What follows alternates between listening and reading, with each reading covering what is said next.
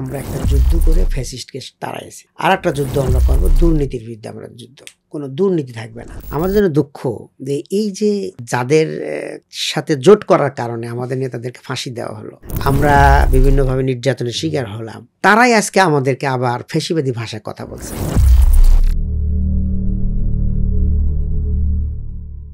মানে স্কুল জীবনে আমি ছাত্র শিবিরে যোগ দিই। আপনি কতবার গ্রেফতার হয়েছেন? এই এট এ টাইমে আমাকে 4 বার মানে ই করা হলো আর কি, কোর্টে নেওয়া হলো, গ্রেফতার করা হলো। আমরা চ্যালেঞ্জও দিয়েছি যে কোনো রক্ষাটা কাউকে যদি হাজির করতে পারেন তাহলে আমরা ছাত্র শিবির করা আমরা বন্ধ করে দেব। আগে যেমন বলা হতো যে শিবির রক্ষাটে, এখন আরেকটা ট্যাগ দেওয়ার সৃষ্টি করেছে গুপ্ত শিবির। আসলে আমরা কোনো গুপ্ত ছিলাম না। সবচেয়ে বড় যেই পাওয়াটা আপনার দৃষ্টিতে জনগণ পাবে বাংলাদেশে, সেটা আসলে কি? পল্টন থেকে শাহবাগ পর্যন্ত কখনো মিছিলে গেছি, কখনো আবার কোর্টে গিয়ে ছাত্রদের জামিন করাইছি। জামাতের শহীদ আমির মাওলানা মতিউর রহমান নিজামী, ওনার কথা বলে, ওনার সাথে আপনার কোনো স্মৃতি আছে কিনা?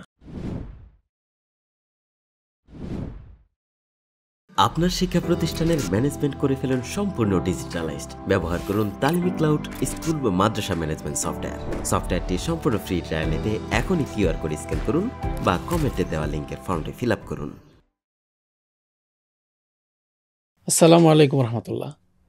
ইনোভাটক্সের সম্মানিত দর্শকবৃন্দ, আমরা আপনাদের স্বাগত জানাচ্ছি ইনোভাটক্সের একটি বিশেষ অনুষ্ঠান জনতার ইশতেহারে।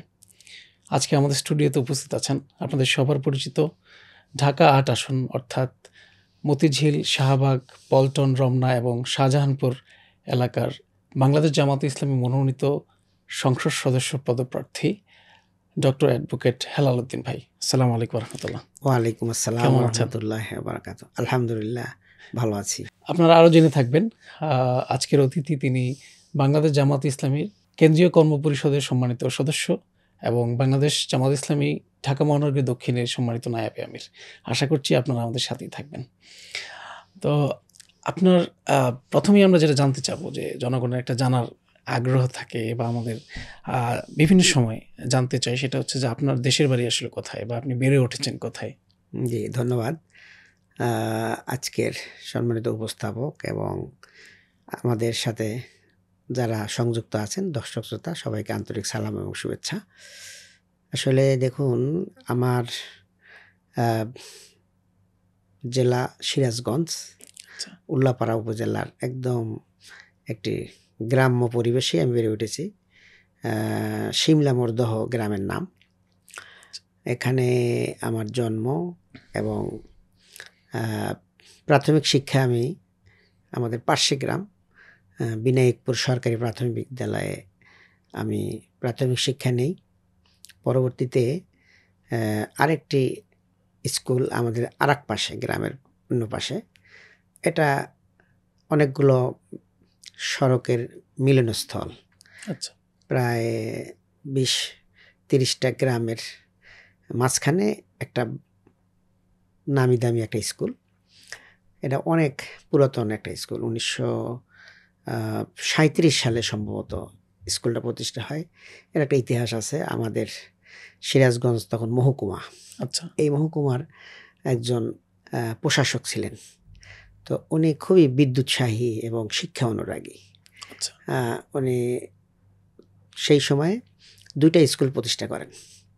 তার এবং তার স্ত্রীর নামকে সঙ্গে নিয়ে উনি সিরাজগঞ্জ এখন জেলা শহরে, তৎকালীন মহকুমা শহরে একটি স্কুল স্থাপন করেন।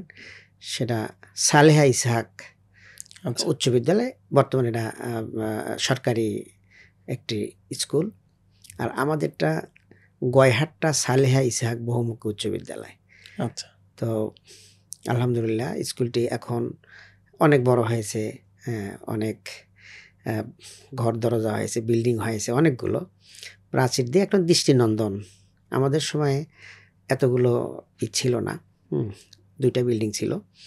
এখন সেখানে ছাত্রাবাসও হয়েছে, গ্রামের ভিতরে ছাত্রাবাস, পাশে অনেকগুলো দিঘি, খেলার মাঠ এবং স্কুল প্রাচীরে ঘেরা খুবই সুন্দর একটা পরিবেশ সৃষ্টি হয়েছে। তো সেখানে আপনি কোন পর্যন্ত আমি পড়েছেন? সেখানে ক্লাস 10 এসএসসি পর্যন্ত আমি সেখানে পড়ালেখা করি এবং ওই ব্যাচে আমি সর্বোচ্চ নাম্বার পেয়ে আচ্ছা প্রথম ডিভিশনে আমি পাশ করি সায়েন্স থেকে। আচ্ছা, তারপরে আপনি ইন্টারমিডিয়েট কোথায় এরপরে করেছেন? আমি উত্তরবঙ্গের আরেকটি শ্রেষ্ঠ একটি বিদ্যাপীঠ বগুড়া সরকারি আজিজুল হক কলেজে আমি ইন্টারমিডিয়েটে ভর্তি হই। আচ্ছা ওখানে লেখাপড়ার মানটা অনেকটাই ভালো এবং সায়েন্সে প্রায় 200-250 মতো ছাত্রছাত্রী ছিল। হুম হুম তো সেখান থেকে আমি ইন্টারমিডিয়েট পাশ করি। এরপর আমি রাজশাহীতে গিয়ে প্রথমে আমার টার্গেট ছিল ইঞ্জিনিয়ারিং ইউনিভার্সিটিতে পড়ালেখা করব। আচ্ছা সেই অনুযায়ী ওখানে আমি কোচিং সেন্টারে ভর্তি হই এবং অনেকটা প্রস্তুতি নেই। আচ্ছা কিন্তু আসলে আল্লাহর পক্ষ থেকে যেটা ফয়সালা হয় সেটাই নির্ধারণ হয়। আমি রাজশাহী বিশ্ববিদ্যালয়ে যখন আমি ফর্ম উঠাইতে যাই হুম হুম তখন বিশ্ববিদ্যালয়ের দৃশ্য দেখে আমার অন্তরের মধ্যে এমনি জাগ্রত হলো যে এই জায়গাটা অনেক সুন্দর। আচ্ছা, মানে ইউনিভার্সিটি ক্যাম্পাস ভালো লেগে গেছে ক্যাম্পাসটা দেখেই একদম গোছানো বিল্ডিং হল ওই সময়টাতে? হ্যাঁ ওই সময়টাতে এবং এটা কত সাল? শীতকালে ছিল। এটা কত সাল হবে? অনেক ফুলের বাগান, মানে হুম। খুবই দৃষ্টি আকর্ষণ হয়ে যায় আমার ভিতরে।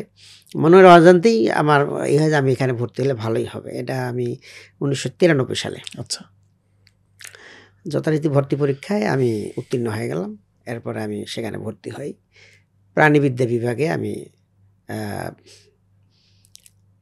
প্রথম আমি ভর্তি হই, সেখান থেকে আমি অনার্স পাশ করি। আচ্ছা বৃত্তি সম্মান ডিগ্রি অর্জন করার পরে ওখানেই আমি এমএসসিতে ভর্তি হই। কিন্তু এই ফাঁকে অনেকগুলো ঘটনা ঘটে যায়। সেটা হলো যে মাস্টার্স পরীক্ষার আগে খুবই মানে বিপর্যয় নেমে আসে। আচ্ছা আপনারা জানেন বাংলাদেশের রাজনৈতিক পরিস্থিতি সময় সময় পরিবর্তন হয়ে যায় এবং এলোমেলো হয়ে যায়। তো আমি মাস্টার্স পরীক্ষা থিওরি পরীক্ষা শেষ, হুম। প্র্যাকটিক্যাল পরীক্ষা বাকি আছে। এর ভিতরে দেশের পরিস্থিতি গরম হয়ে গেল এবং পরীক্ষার হলে যাওয়ার কোনো পরিবেশই পেলাম না। এটা আমি রাজনৈতিক কারণে, আপনার রাজনৈতিক ব্যক্তিগত কারণে- রাজনৈতিক মতাদর্শের কারণে? কারণে দেখা গেল যে আমার আগে পুলিশ যায় বসে আছে। আচ্ছা, আমরা এই ঘটনায় আসবো, আরেকটা আলোচনা করে আসছি। তো আপনার পরিবারে কে কে আছেন এখন? ও এখানে শেষ হলো না, আমি তো পরবর্তীতে এমএসসি পাশ করেছি। হ্যাঁ। এরপরে আমার একজন শিক্ষক আমাকে বলতেছেন যে তুমি প্রাণীবিদ্যা বিভাগে লেখাপড়া করলে একটু হায়ার এডুকেশন করো। আচ্ছা আচ্ছা তো এর মধ্যে আমার কি খেয়াল হলো যে আমি একটু এলএলবি ডিগ্রি নেব। আচ্ছা তো পরে আমি জাতীয় বিশ্ববিদ্যালয়ে এলএলবি ডিগ্রিতে ভর্তি হলাম। সেই সময়ে আমার আর একজন স্যার আবার বললেন যে ঠিক আছে, তুমি তাহলে আর একটা কাজ করতে পারো। আচ্ছা সেটা কি বললো যে তুমি যেহেতু এলএলবি নিছো তাহলে বর্তমানে জলবায়ু নিয়ে যেভাবে উদ্বিগ্ন গোটা পৃথিবীর মানুষ, তো এনভায়রনমেন্টাল লয়ের একটা বড় ধরনের ভূমিকা আছে এই গ্লোবাল ইস্যুতে। এনভায়রনমেন্টাল ল যদি মেনটেন করা যায় তাহলে গ্রিন হাউস ইফেক্ট সহ জলবায়ু পরিবর্তনে দেশের জন্য তুমি কাজ করতে পারবা। এরপরে আমি এলএলবি পাশ করার পরে আমি ইউনিভার্সিটিতে আবার ফিরে আসি, রাজশাহী ইউনিভার্সিটিতে আবার ফিরে আসি এবং আমি বায়োডাইভার্সিটি কনজারভেশনে এনভায়রনমেন্টাল লয়ের ভূমিকা এটার উপরে আমি এমফিল শুরু করলাম। আচ্ছা এরপর আমি সেটা পিএইচডিতে কনভার্ট করি এবং পরবর্তীতে দীর্ঘ প্রসেস এবং কষ্ট সাধনার মাধ্যমে আমি পিএইচডি অ্যাওয়ার্ড হয়েছি। তো তার মানে হচ্ছে আপনি ডক্টর এবং অ্যাডভোকেট আসলে Yes. রাজশাহী বিশ্ববিদ্যালয় থেকে হয়েছেন। জি, আর একটা কথা বলি, সেটা হলো খুব মজার ব্যাপার। আমার থিসিসে 10টা রিকমেন্ডেশন ছিল। আচ্ছা তো পরবর্তীতে তো দীর্ঘ সময় আপনারা জানেন ফ্যাসিস্ট সরকার ছিল, তারা তো আমাদেরকে রিকগনাইজই করে নাই। বর্তমানে ইন্টারিম গভর্নমেন্ট আমার এই 10টা রিকমেন্ডেশনের মধ্যে 5টি পরিবেশ অধিদপ্তরে পরিপত্র হিসাবে তারা এখানে গ্রহণ করেছে। এটা আমার জন্য খুবই আচ্ছা, আপনি যে 10টা সুপারিশ করেছিলেন এর মধ্যে 5টাই চলে আসছে। তো এজন্য আমি খুবই মানে গর্ব অনুভব করি আচ্ছা। যে আমার যে কষ্ট, আমি যে সাধনা করেছিলাম দেশের জন্য, তো সরকার সেইটা দেশের জন্য কল্যাণে নিয়েছে, এই জন্য খুবই আমি গর্বিত। এবং আমার স্যারেরাও খুবই এটার জন্য মানে গর্ববোধ করেন যে আমাদের প্রচেষ্টায় আমার ছাত্র কাজটা করেছিল, যেটা দেশের কাজে লাগতেছে আর কি। আচ্ছা, মাশাআল্লাহ। তো আপনি তো এলএলবি শেষ করলেন, তারপর হচ্ছে অ্যাডভোকেট শেষ করলেন, অ্যাডভোকেসি শেষ করার পরে আপনি ডক্টরেট শেষ করলেন। তো তারপরে আপনি পেশা হিসেবে কোনটা নিয়েছেন আসলে? আমি এলএলবি পাশ করার পরে আমি বার কাউন্সিলের জন্য আমি প্রিপারেশন নেই এবং এনরোলমেন্টের জন্য আমার পেপার সাবমিট করি এবং যথারীতি আমি কোনো ব্যারিগেড আমার হয়নি। আমি বিভিন্ন পরীক্ষার মাধ্যমে বার কাউন্সিলের রেজিস্ট্রেশন করার জন্য অনুমতিপ্রাপ্ত হই।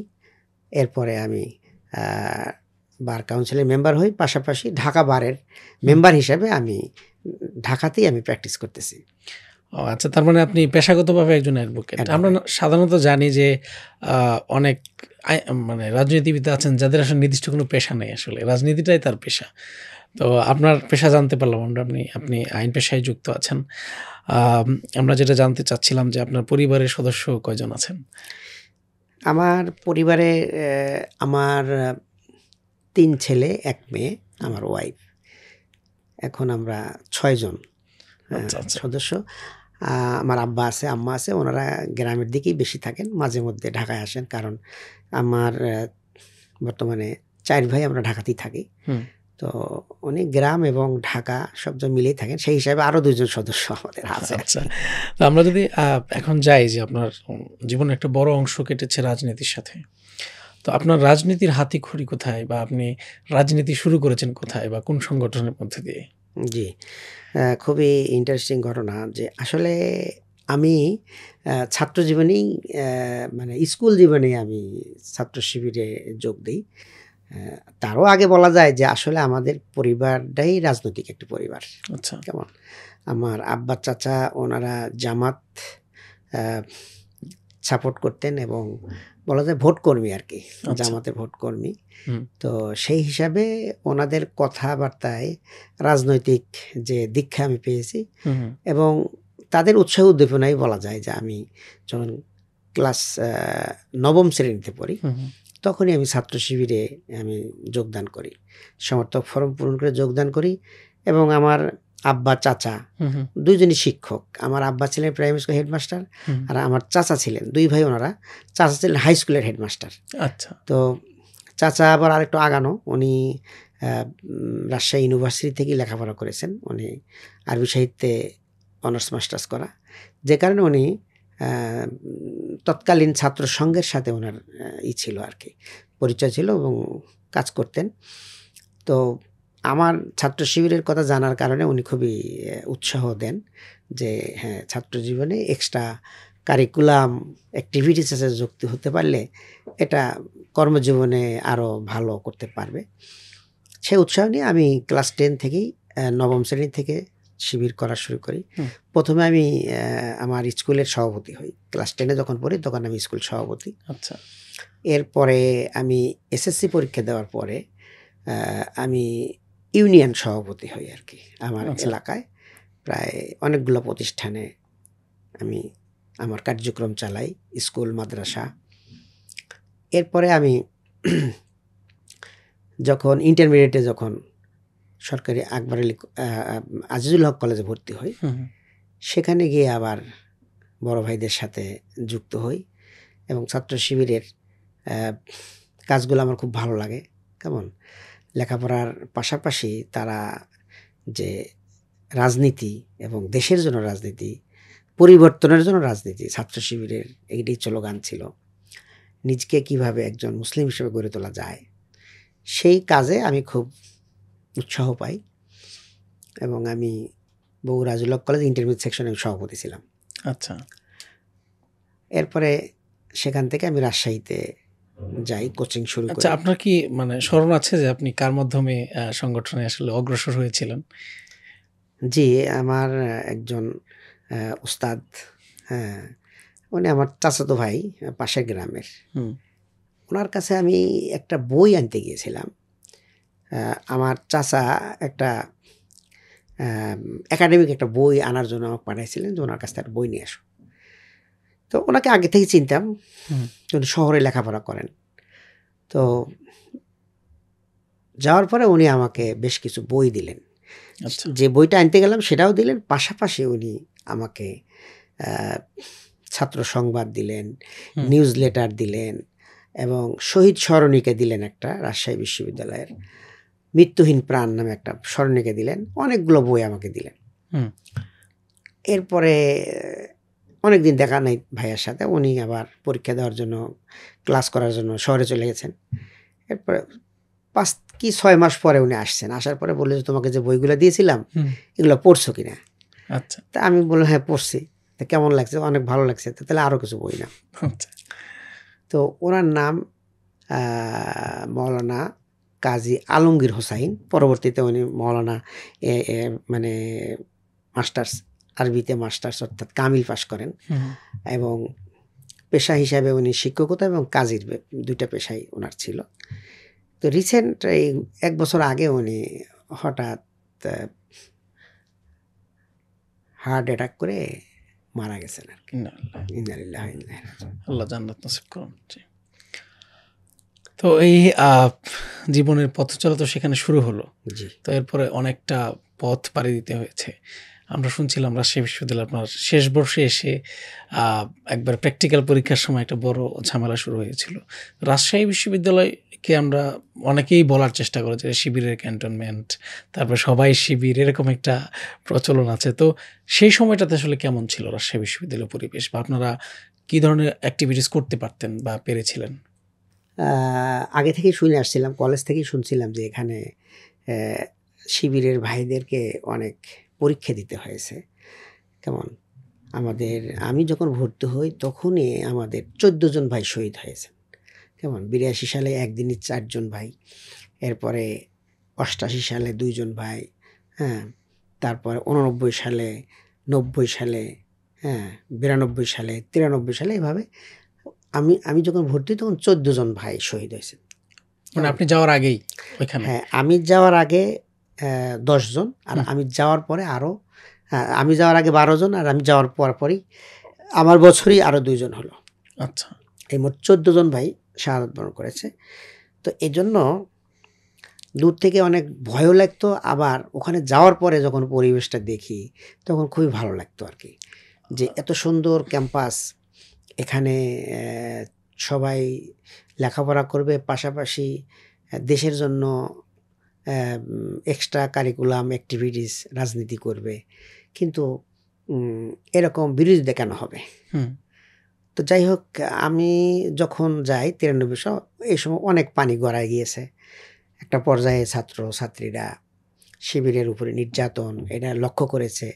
যে কারণে ছাত্র-ছাত্রীরা প্রতিবাদ মুখর হয়েছে, শিবিরের পক্ষ নিয়েছে এবং যারা জুলুম করেছিল, হুম, যারা হুম। আমাদের ভাইদের উপরে বন্দুক ধরেছে, তারপরে মারণাস্ত্র ধরেছে, সেসব তারা আস্তে, আস্তে দুর্বল হয়ে যায় এবং সাধারণ ছাত্র প্লাস শিবিরের উত্থান শুরু হয়। এই টাইমে আমি ভর্তি হই।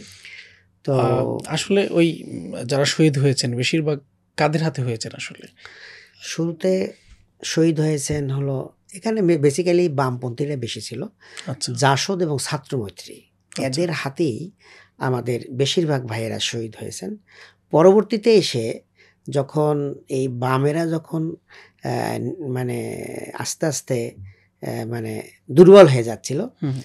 তখন শিবিরের উত্থান দেখে সেই সময়ে আবার ছাত্রদলও তাদের সাথে এক হয়ে যায়। আচ্ছা, এখানে বেসিক্যালি মুজিববাদী ছাত্রলীগের অবস্থান আগে থেকেই দুর্বল ছিল।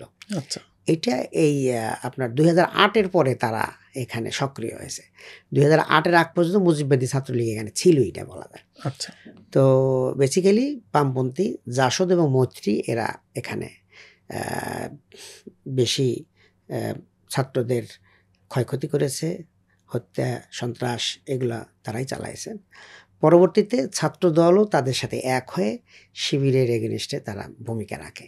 1993 সালের 6ই ফেব্রুয়ারি আমাদের প্রতিষ্ঠা বার্ষিকীতে সম্মিলিত ছাত্রৈক্য তারা হামলা করে আমাদের 2 জন ভাইকে শহীদ করে, শহীদ মোস্তাফিজুর রহমান এবং রবিউল ইসলাম 2 জন ভাইকে শহীদ করে। তো এরপরে 93 পরে আস্তে আস্তে পরিবেশটা একটু ভালো হয়। তখন 91 পরে যেহেতু বিএনপি জামাতের সমর্থন নিয়ে সরকার গঠন করেছে, তখন 93 যদিও একবার তারা আমাদের উপরে অনেক করে, 94 সালে তারা একটু নর্মাল থাকার চেষ্টা করে। আচ্ছা। কিন্তু আবার 95 সালে তারা আবার ছাত্রদল আবার সংগঠিত হয়ে আবারও তারা ছাত্র শিবিরের উপরে হামলা করে। এই ঘটনায় আমাদের 95 সালের 22শে জুলাই আমাদের 3 জন ভাইয়ের তারা হাত কেটে নিয়ে যায়। তখন আক্রমণ করে তাদের হাতে আঘাত করে, তো 3 জনের হাত কেটে যায়। আবুল কাশেম ভাই খুবই দর্শনদারী এবং ফিলোসফির শেষ বর্ষের ছাত্র, ওনার ডাইন হাতের কবজি কেটে নেয়। এরপরে নজরুল ইসলাম হান্নান ভাই, উনিও মাস্টার্সের ছাত্র ছিল ইসলামিক স্টাডিজের, ওনার হলো এই বাম হাতের এই জায়গা কেটে নিয়ে যায়। আর একজন ছিলেন আশফাকুর রহমান বিপু ভাই, উনি পলিটিক্যাল সায়েন্সের ছাত্র ছিলেন, উনিও অনার্স ফাইনাল ইয়ারের ছাত্র ছিলেন, তার এই ডাইন হাতের এইখানে কেটে নিয়ে যায়। এরপরে লাস্টের দিকে তারা আরেকবার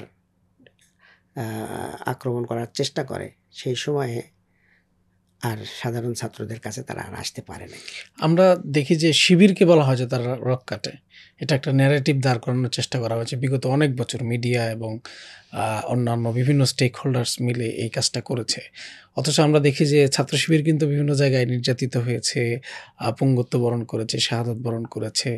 তো তারা হাত কাটলে রক কাটে না, কিন্তু দেখা যায় যে শিবিরের উপরেই এই ব্লেমটা নিয়ে আসে। এটার আসলে বিশেষ কারণ কি আছে? আপনি যেহেতু রাজশাহী বিশ্ববিদ্যালয়ে ছিলেন এবং অনেক সময় বলা হয় যে রাজশাহী বিশ্ববিদ্যালয়ের শিবির অনেক ভয়ঙ্কর ছিল, অনেক কিছুই বলা হয়। এটার আসলে রিয়েলিটি কতটুকু? এইটা আসলে এটার কোনো রিয়েলিটি নাই। আমি যখন বগুড়াতে ছাত্র শিবির করতাম তখন আমাদেরকে একদম বলা হতো যে শিবির রক কাটে। তুমি কোথায় কাটে? তো যে রাজশাহীতে কাটে।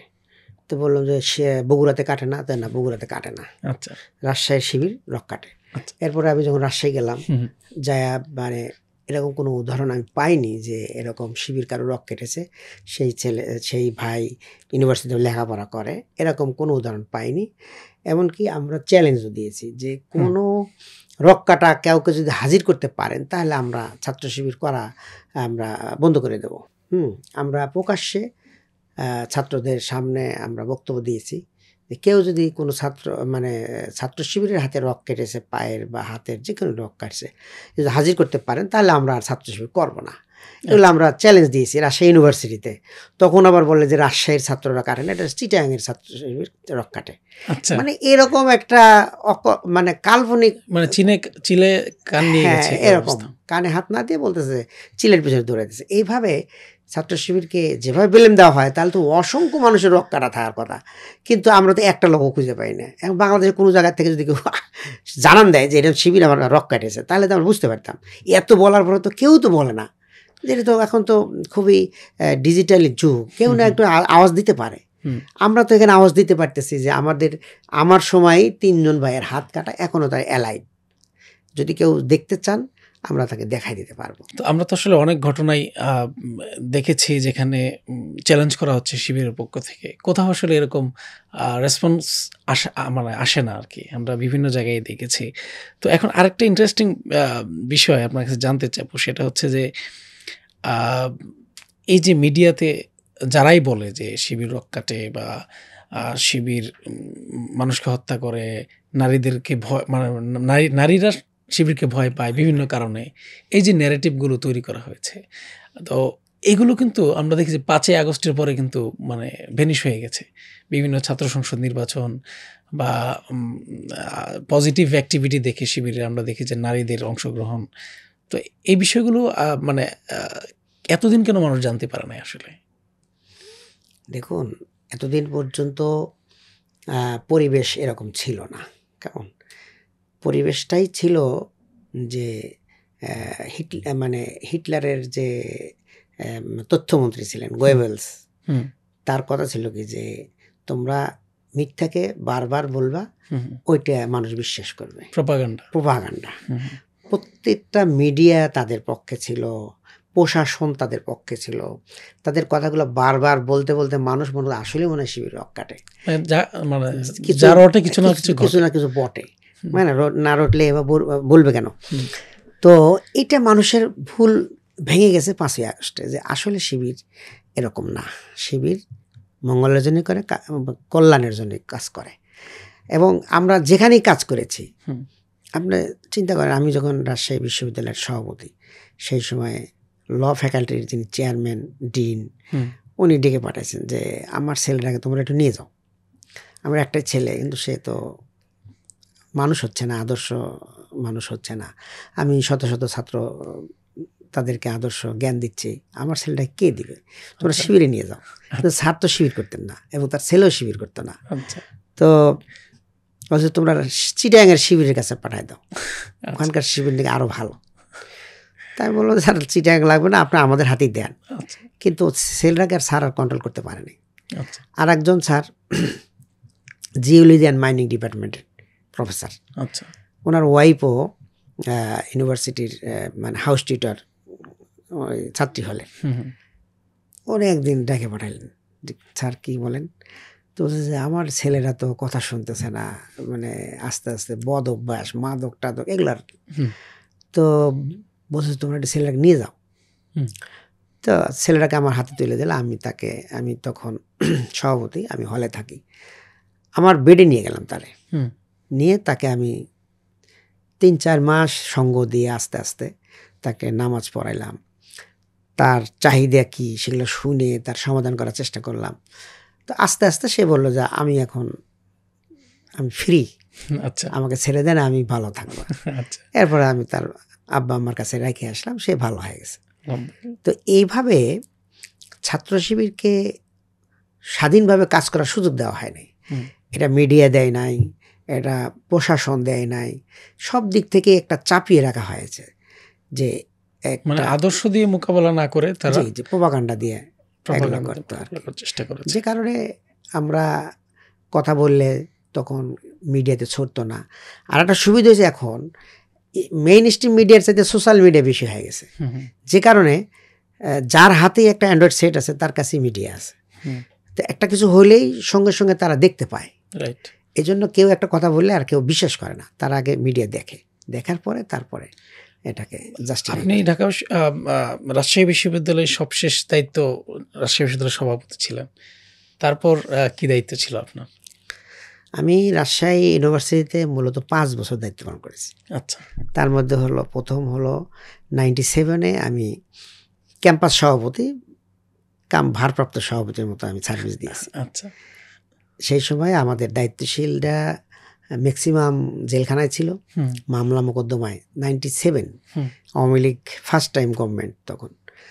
তো যে কারণে 97-এর মাঝামাঝি থেকে শুরু করে শেষ পর্যন্ত আমি ক্যাম্পাস সভাপতি প্লাস ভারপ্রাপ্ত সভাপতির মতো কাজ করেছি। 98-এ আমি অর্গানাইজিং সেক্রেটারি ছিলাম, তখনও আমাদের দায়িত্ব ছিল ম্যাক্সিমাম জেলখানায়।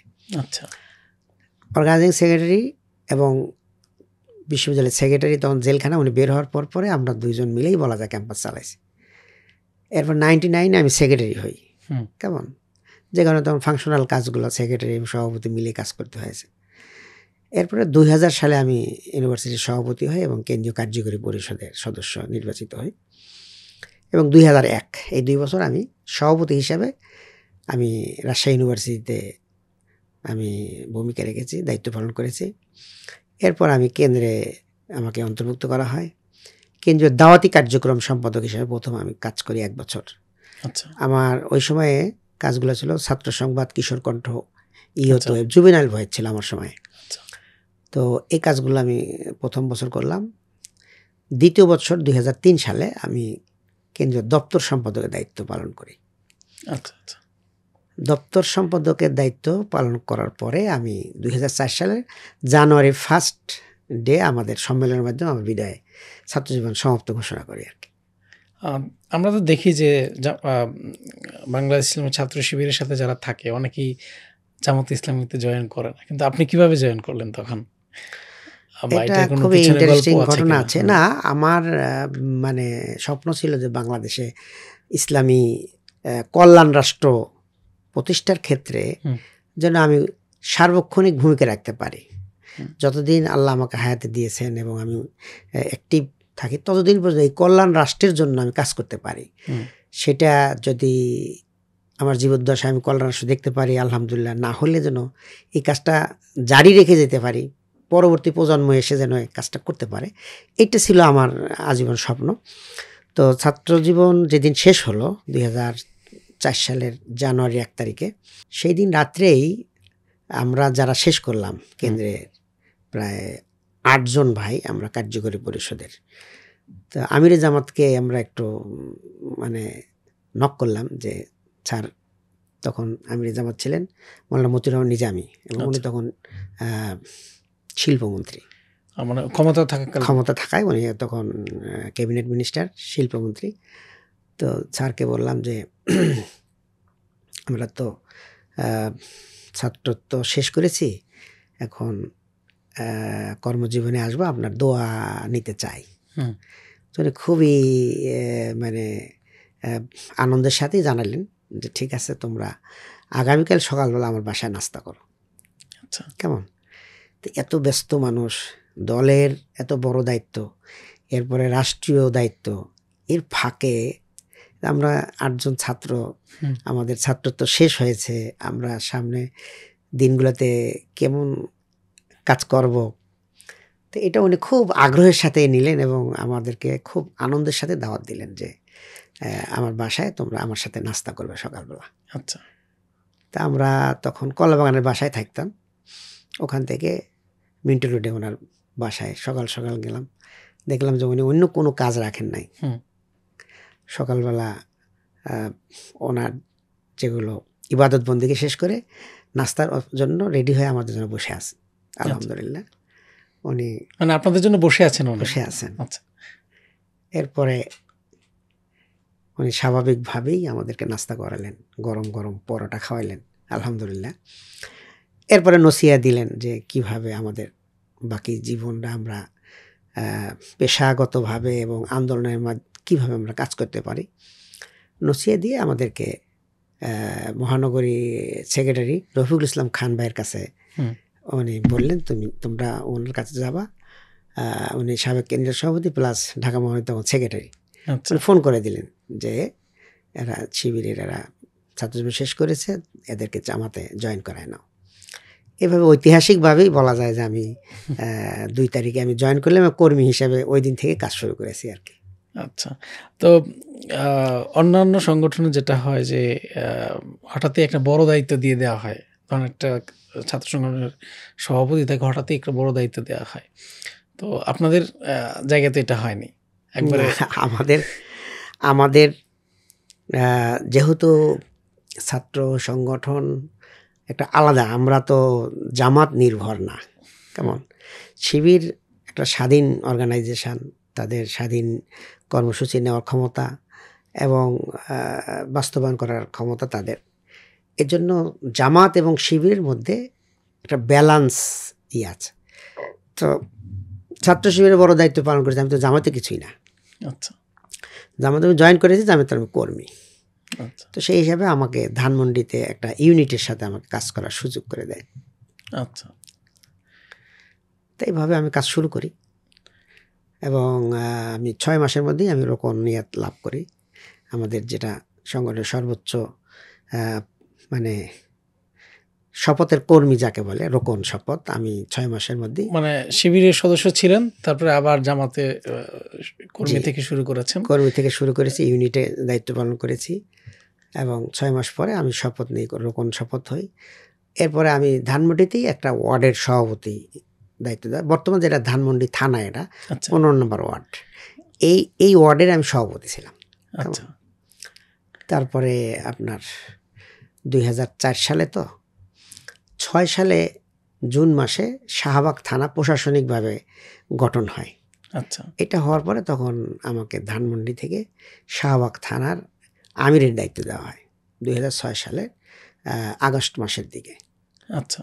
তো এই সময় খুব ক্রিটিক্যাল সময় চলছিল খুব আসলে। ক্রিটিক্যাল সময় ছিল এবং অনেক মানে মূল্য দিতে হয়েছে এই টাইমে।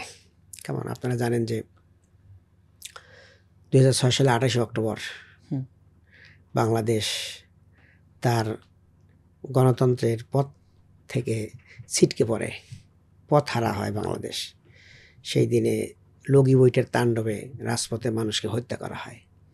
এই স্মৃতিটা খুবই আমাকে পীড়া দেয়, কারণ আমি তখন শাহবাগ থানা আমির, অর্থাৎ পল্টন মোড়টা আমার থানার মধ্যে ছিল। আচ্ছা, তা আমাদের কর্মীরা যখন উত্তর গেটে স্টেজ তৈরি করতেছে, সেই সময়ে আমরা শুনতে পেলাম যে আওয়ামী লীগের লগি বৈঠা নিয়ে তাণ্ডব করতে করতে তারা আসতেছে। আমরা পল্টন মোড়ের দিকে এগিয়ে গেলাম, তারা আমাদের উপর হামলা করলো এবং সেই সময়ে খুবই হৃদয় বিদারক ঘটনা ঘটে। হাবিবুর রহমান ভাই নামক একজনকে লগি বৈঠা দিয়ে একদম সাপের মতো পিটিয়ে রাজপথেই হত্যা করলো এবং সেই মৃত্যু লাশের উপরে তারা নৃত্য প্রদর্শন করেছে। পরবর্তীতে সেই মামলাটা শেখ হাসিনা উঠায় নিয়েছে নির্বাহী আদেশে। আমার এখানে একটা স্মৃতি হলো যে আমি যখন পল্টন মোড়ে এরকম নরপশুদের দ্বারা আঘাতপ্রাপ্ত হই, একটা পর্যায়ে একটা ইট আমার বুকে লাগে, একটা লাগে মাথায়। এই পর্যায়ে আমি সেন্সলেস হয়ে মানে পথে রাস্তার উপরে পড়ে যাই। যখন আমার সেন্স ফিরল, তখন একদিকে দেখতেছি যে আমার হাবিবুর রহমান ভাইকে, জসিমউদ্দিন ভাইকে লগি বইটে তাণ্ডব করতেছে। আর ঠিক সেই সময় আমার বাসায় আমার বড় ছেলেটা বয়স তখন 16 দিন। আচ্ছা। কেমন মানে সদ্য ভূমিষ্ঠ। আচ্ছা, 16 অক্টোবরে তার জন্ম, 28 অক্টোবরে। এই 14 দিন কি 16 দিন বয়স। এই বাচ্চার চেহারা মনে পড়তেছে, আর এইদিকে আমার ওই তাণ্ডবের ছবিটা আমার ভাসে উঠতেছে। খুবই আমার মানে আঘাত করলো হৃদয়ে। তো এরপরে তো যাই হোক, আরও অনেক কঠিন মানে বাস্তবতার সম্মুখীন হলো। আমাদের চোখের সামনে 6-7 জন ভাইকে তারা পিটিয়ে শহীদ করে ফেললো। তাদের লাশ দাফন কাফন করা সহ কয়েকদিন, প্রায় 1 সপ্তাহের মতো আমাদেরকে খুবই হৃদয় বিদারক অবস্থার মধ্যেই কাটাতে হলো। আপনি শাহবাগ থানার আমির হওয়ার পর আরও তো কিছু দায়িত্ব পালন করেছেন। এখন তো ঢাকা মহানগরী দক্ষিণের নায়েব আমির হিসেবে দায়িত্ব পালন করছেন। আর কোথায় কোথায় দায়িত্ব পালন করেছেন? আমি শাহবাগ থানায় 8 বছর আমিরের দায়িত্ব পালন করেছি। আচ্ছা, এরপরে মহানগরী কর্ম পরিষদে আমাকে দায়িত্ব দেওয়া হয় এবং আমি তখন কর্ম পরিষদের বিভিন্ন দায়িত্বের মধ্যে পরে হলো বিভিন্ন জোনের দায়িত্ব পালন করেছি। পল্টন জোন, মতিঝিল জোন, আমাদের সবুজবাগ জোন, ওয়ারি জোন, এরকম বিভিন্ন ছোট ছোট অংশ ভাগ করে আমি দায়িত্ব পালন করেছি। এরপরে আমাকে কর্মপরিষদে বিশেষ দায়িত্ব দেওয়া হয় হলো, আমি অ্যাডভোকেট হওয়ার কারণে আমার লিগ্যাল এইড ডিপার্টমেন্টে আমার ঢাকা দক্ষিণের এইসব প্রচুর মামলা মোকদ্দমা হয়, হাজার হাজার মামলা হয় এবং আসামি প্রায় লক্ষাধিক লোক আসামি হয়। এই ভাইদেরকে লিগ্যাল সাপোর্ট দেওয়ার জন্য আমাদের একটা টিম হয়। ওই টিমে প্রথমে মেম্বার ছিলাম, পরবর্তীতে ওইটার আমি ইনচার্জ হিসাবে, লিগ্যাল এইড টিমের ইনচার্জ হিসাবে আমি ভূমিকা রেখেছি। এরপর আর একটা দায়িত্ব আমার ছিল কর্ম পরিষদে, সেটা হলো প্রচার বিভাগটা আমি দেখতাম, মহানগর দক্ষিণের প্রচার বিভাগ। আমি পরবর্তীতে অ্যাসিস্ট্যান্ট সেক্রেটারি হই, সহকারী সেক্রেটারি। তখন আমার 2টা দায়িত্ব থাকে, একটা হলো প্রচার ডিপার্টমেন্ট, আর একটা ছিল হলো লিগ্যাল এইড ডিপার্টমেন্ট। আচ্ছা। এর পরবর্তীতে যখন সরকার খুবই হোস্টাইল হয়ে গেল আমাদের উপরে, সেই সময় আমাদের মিছিল, মিটিং, বিভিন্ন কর্মসূচি বাস্তবায়ন করার জন্য স্বেচ্ছাসেবক বিভাগেরও দায়িত্ব ছিল আমার উপরে। আমি স্বেচ্ছাসেবক ডিপার্টমেন্টের সভাপতি হিসাবে আমি কয়েক বছর দায়িত্ব পালন করেছি। তারপরে আপনি নায়েবে আমির এরপরে হিসেবে দায়িত্ব পালন আমি কেন্দ্রীয় মজলিস শুরার সদস্য নির্বাচিত হই। আচ্ছা। তারপরে এই কেন্দ্রীয় মজলিস শুরা হিসাবে ভূমিকা রেখেছি কয়েক বছর, 5-7 বছর। এরপরে মহানগরীর নায়েব আমিরের দায়িত্ব পাই এবং পাশাপাশি কেন্দ্রীয় কর্ম পরিষদেরও সদস্য হিসাবে আমাকে ইনক্লুড করা হয়।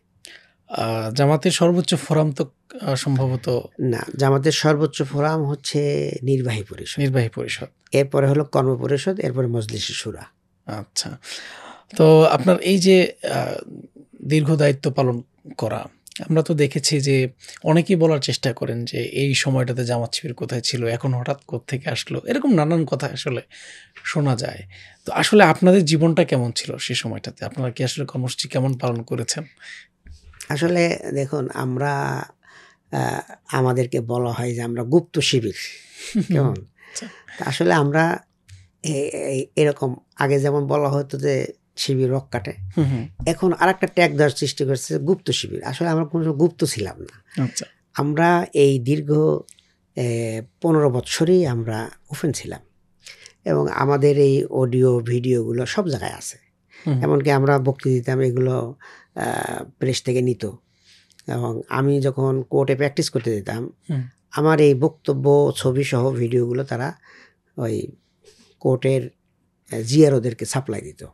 আচ্ছা, যাতে এই অ্যাডভোকেট যখন কোর্টে আসবে তাকে তোমরা আমাদেরকে ধরাই দিবা। হ্যাঁ, ডিবি, এসবি, সিআইডি এরা জিআরওদেরকে বলতো, কিন্তু জিআরওরা আসলে কোর্ট 3টে অঙ্গ ছাড়া কোর্ট চলে না।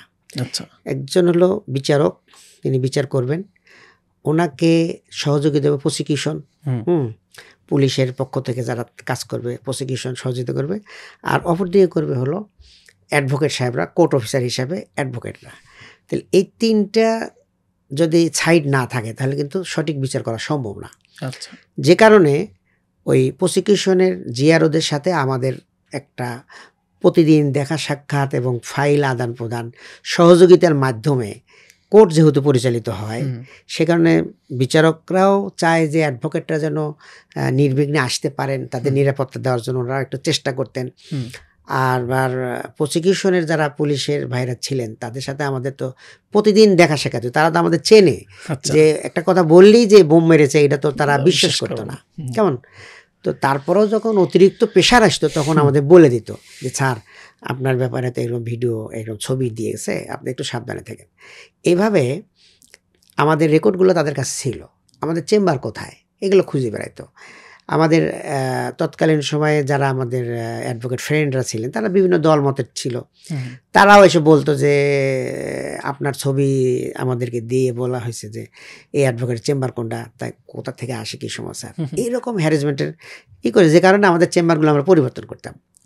এই চেম্বার পরিবর্তন করতাম, বাসায়ও একসাথে বেশি দিন থাকা যেত না। এক বাসায় যদি 6 মাস থাকার পরে ওইখানে যদি বেশি যাতায়াত করলে, মক্কেল আসে, জামাত শিবিরের ভাইয়েরা আসেন, তখন তারা ফাইন্ড আউট করে ফেলতো, তখন আমরা বাসা চেঞ্জ করে থাকতাম। এইভাবে আমাদের মধ্যে যাদের নিজের বাসা আছে, ফ্ল্যাট আছে, তারাও সে বাসায় থাকতে পারতো না এবং ভাড়া বাসায়ও আমরা বেশি দিন থাকতে পারতাম না, খুবই কষ্ট করে আমাদের থাকতে হতো। যে কারণে আমরা কষ্ট করে হলেও আমাদের কর্মসূচিগুলো আমরা চালিয়ে গেছি, মিছিল, মিটিং, অবরোধ, হরতাল, এগুলো সবগুলোই আমরা চালিয়ে গেছি। আমরা জনসভা, এগুলো যখন যেটা ঘোষণা করেছে আমরা রিস্ক নিয়ে আমরা কাজগুলো করতাম। আপনার বাড়ি তো সিরাজগঞ্জে, তো সেখানে যেতে আসতে পারতেন কিনা বা কি অবস্থা? সেখানেও আমি যেতে আসতে পারি নাই, কেমন? আমি ঈদের সময়ও বাড়ি যেতে পারতাম না, কেমন? এবং কোনো একটা অনুষ্ঠানে বাড়িতে গেলেই দেখা যেত পুলিশ চলে আসতো। আমি একটা ঈদের মাঠে অনেক দিন পরে ঈদের জামাতে আমি নামাজ পড়েছি, কথা বলেছি ঈদগাহ মাঠে, মুসল্লিদের উদ্দেশ্যে আমি ইসলামী দাওয়ামূলক কথা বলেছি। এরপরে বাড়িতে এসে কোরবানি জবাই করে দিয়েছি, কাজ চলতেছে, এর মধ্যে বাজারে পুলিশ চলে আসছে। আচ্ছা, এরপরে আমাদের যারা আত্মীয় স্বজন, চাচা, ভাই, কাজিন যারা ছিলেন তারা দৌড়ে এসে বাসা খবর দিলেন পুলিশ আসছে অনেকগুলো, তুমি একটু হও, সাবধান হও। তাই বলো ঈদের দিনে কি সাবধান হব? কিন্তু এরপর আর এক চাচা আসছে, দৌড়ে আসছে যে না তুমি বেশিক্ষণ থাকো না, ভালো কি মন্দ, অনেক পুলিশ ঘুরতেছে ফিরতেছে। কিন্তু পুলিশ আসতে আসুক, তারা দেখি। তো দিনের বেলা তারা বাজার থেকে আমার বাড়িতে আসবে, কি কারণে আসবে, আমি কি অন্যায় করেছি, আমি তো কোনো অপরাধী না। তো যাই হোক, পরবর্তীতে আমার আত্মীয় স্বজন প্রতিবেশী এক পর্যায়ে আমার জোর করে আমাকে গাড়িতে উঠাই দিলেন। আচ্ছা পরে আমি বাড়ি থেকে চলে আসলাম। আসার পরে আমার আত্মীয় স্বজন বাড়িতে শহরের দিকে এসে থাকলাম। পরের দিন ঠিকই দেখা গেল যে পুলিশ আমার বাড়িতে রেড করতে গেছে। আচ্ছা সেখানে খুবই মর্মান্তিক দৃশ্য। আমার আব্বা মসজিদে গিয়েছেন, ভাইয়েরা সবাই মসজিদে, আমার বৃদ্ধ মা ছিলেন এবং ছোট বোন বিবাহিত এবং আমার ভাই বউ, এদের উপরে এসে তারা খুব মানে হুমকি দামকে, অশ্লীল ভাষায় গালাগালি, হ্যাঁ অশ্লীল ভাষায় গালিগালাজ করছে। কোথায় আছে কী সমস্যা, ঘরগুলো দেখো, চেক করো, সে আসছে বাড়িতে, মিথ্যা কথা বলতেছেন, হ্যান ত্যান, এইসব নানান কথা বলে। তো বলছে হ্যাঁ আসছিল, চলে গেছে সে। এটা বুঝবে, তারা সবগুলো ঘর তছনছ করছে, করে তারপরে চলে গেছে আর কি। তো এইভাবে ঈদের দিনও তারা আমাদেরকে ই করে নাই, ছাড় দেয়নি। এবং কোনো অনুষ্ঠান, এমনকি মৃত্যুর জানাজায়ও তারা আমাদেরকে যেতে দেয়নি। কেমন এই যে এত বছরের নির্যাতন নিষ্পেষণ অনেক কিছু সহ্য করেছেন এবং সবশেষ আমরা ৩৬শে জুলাই আমরা যেটাকে বলছি ৫ই আগস্ট ২০২৪ সালে এই ফেসিবাদ মুক্ত হতে পেরেছে। তো সেই গণ অভ্যুত্থানে আপনার এবং আপনার দলের ভূমিকা কেমন ছিল সে সময়টাতে? বিশেষ করে ঢাকা মহানগরীর দক্ষিণেই যেহেতু একটা বড় আন্দোলনটা মূলত ছড়িয়েছে এখান থেকেই, তো সেটা কেমন ছিল আপনাদের ভূমিকাটা? হ্যাঁ, এর আগে একটু বলি ফেসিবাদের যে আক্রোশটা কেমন ছিল। আপনার তারা আমাদের কর্মীদের উপরেই যেভাবে ক্ষিপ্র ছিল, নেতাদের উপরে তাদের ক্ষিপ্রতা আরও বেশি ছিল। হঠাৎ একদিন আমরা একটা ছোট্ট একটা অনুষ্ঠান করতেছিলাম, আমি ১৫-২০ জন ভাইদেরকে নিয়ে, আমাদের দলীয় নেতাকর্মীদের নিয়ে আমরা দলীয় কার্যক্রম পর্যালোচনা, কথাবার্তা বলতে, এর মধ্যে মনে হলো যে একটা যুদ্ধ বেঁধে গেছে। চারদিক থেকে হুইসেল বাজিয়ে ডিবির একটা কমান্ডো গ্রুপ এসে গেল, অনেকগুলো ১৫-২০টা গাড়ি নিয়ে, এটা হুলস্থুল কারবার, গোটা এরিয়া বিল্ডিং ঘিরে ফেললো, মানুষ যেন যুদ্ধ লেগে গেছে। সেখান থেকে আমাকে সহ আমার ৪ জন, সব মোট ৫ জনকে তারা উঠে নিয়ে গেল। ৪ জন সহকর্মী আর যে এতে বসেছিলাম, যে অফিসে বসেছিলাম, সেখানকার যে কেয়ারটেকার ছিল, যে অফিসের সহকারী, তাকে সহ নিয়ে গেল। আচ্ছা, নিয়ে যাওয়ার পরে ডিবি অফিসে নিয়ে গেল। আমাদের কোথায় নিয়েছে আর আমাদের কেউ জানতো না। আচ্ছা, মানে এক প্রকার গুম হয়ে গেল। এবং তারা সারা রাত আমাদের উপরে বিভিন্ন ধরনের টর্চারিং। তারপরে একদিন পরে তারা আমাদেরকে খোঁজ দেয় এবং কোর্টে প্রডিউস করে। এরপরে আমি আইনি বিভিন্ন সহযোগিতা নিয়ে অ্যাডভোকেট হিসাবে আমার কিছু প্রিভিলেজ পেয়েছি। যখন বের হলাম, এরপরে আমাকে জেল গেট থেকে আবার উধাও করে নিয়ে গেল। কোথায় নিয়ে গেল, কী সমস্যা, কেউ জানল না। কেমন আবার ২-৩ দিন এভাবে রাখার পরে আমাকে বিভিন্ন জায়গায় নিয়ে টর্চারিং করা এবং কষ্ট দেওয়া, গালিগালাজ করা, এগুলো করে আবার ২-৩ দিন পরে আবার হঠাৎ করে কোর্টে নিয়ে হাজির হয়েছে। এই যে পরিবারের লোকজন খুবই উদ্বিগ্ন এবং খুবই মানে দুঃখজনক ঘটনা। এই টাইমে আমার ওয়াইফ প্রেগনেন্ট, আর মাত্র ১-১.৫ মাস বাকি আছে তার মানে হওয়ার, ডেট আসার। তো সেই দিক দিয়ে আমার ওয়াইফও খুবই মানে ডিসহার্টেড হয়ে যায়, দুশ্চিন্তাগ্রস্ত হয়, বিশেষ করে যখন শোনে যে আমাকে গুম করা হয়ে গেছে, তার কোনো খোঁজ পাওয়া যাচ্ছে না। সেই সময় আমার আব্বা আম্মা বৃদ্ধ, তারাও খুবই ভেঙে পড়ে। আবার আমার বাচ্চাগুলোও তখন ছোট, 2টা বাচ্চা তখন, একটা বাচ্চার বয়স তখন 2.5 বছর, তো আর একটা বাচ্চার বয়স তখন 6 বছর কি 7 বছর হবে। তো এই 2টা বাচ্চা নিয়ে আমার ওয়াইফ খুবই কষ্ট করে আছেন এবং তার আবার আর একটা সন্তান। এরপরে আবার 1-1.5 মাস পরে আমার জামিন হয়। বের হয়েছে আবার তারা আমাকে এরকম আপনি কতবার গ্রেফতার হয়েছেন এ পর্যন্ত? এই এই এট এ টাইমে আমাকে 4 বার মানে ই করা হলো আর কি, মানে কোর্টে নেওয়া হলো, কোর্টে নেওয়া হলো। গ্রেফতার করা হলো। তো এই কোর্টে নেওয়া আসার মধ্যে যে খুবই কষ্ট, কারণ জেলখানায় একাধারে 1 মাস 2 মাস 5 মাস 6 মাস থাকা যায়, ওখানে একটা এনভায়রনমেন্ট একটা গড়ে ওঠে। কিন্তু এই যে গুম করলে তখন যে একটা হতাশা দুশ্চিন্তা আসে যায়, তাহলে আমাকে ফায়ার করে বাঁচাবে না, দিলে মারবে কোনো? হ্যাঁ, কিছুই তো কোনো ই নাই। এবং সেখান থেকে বিভিন্ন জায়গায় নিয়ে যায়, হ্যাঁ, ডিবিতে নেয়, সিআইডিতে নেয়, এরপরে থানায় নেয়, বিভিন্ন থানায় নিয়ে যায়। এবং এই যে আসলে টানা তাদের হেঁচড়া, জিজ্ঞাসাবাদটা আসলে কি নিয়ে করতো তারা? মূলত কি জানতে চাইতো আসলে? এখানে তারা অবাস্তব কথাবার্তা বলতো যে তোমরা 4 দলীয় ঐক্যজোট কেন করছো।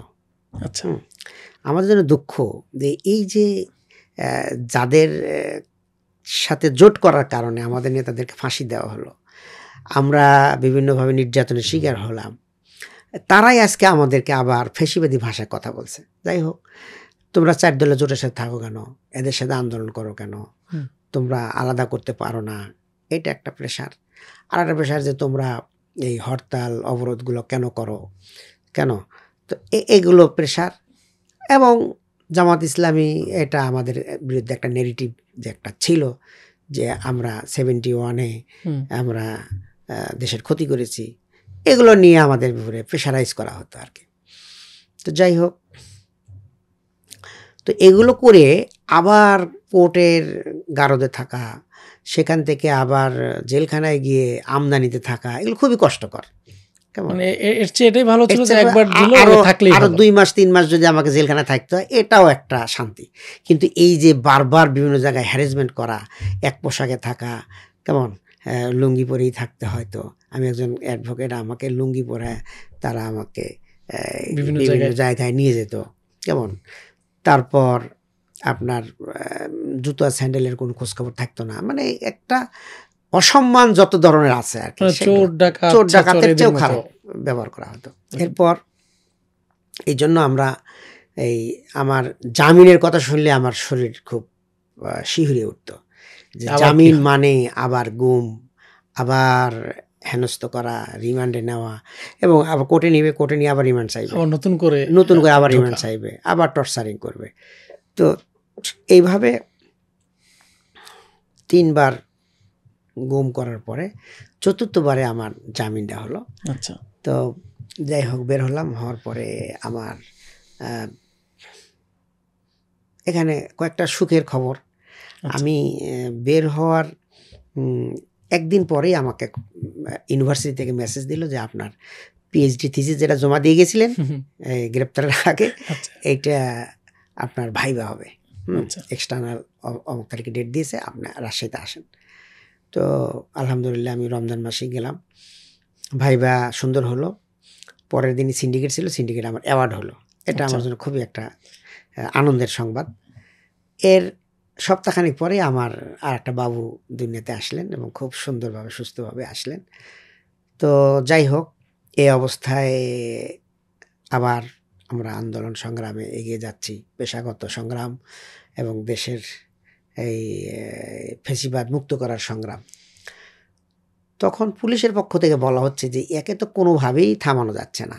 আচ্ছা, হ্যাঁ, গ্রেপ্তার করে রিমান্ডে নিয়ে গুম করে হুমকি ধমকিতে কিছুই করা যাচ্ছে না। তখন তারা কি করলো, আমাকে বলা হলো, আমার পরিবারে জানায় দেওয়া হলো যে একে কিন্তু ক্রস ফায়ার দেওয়া হবে।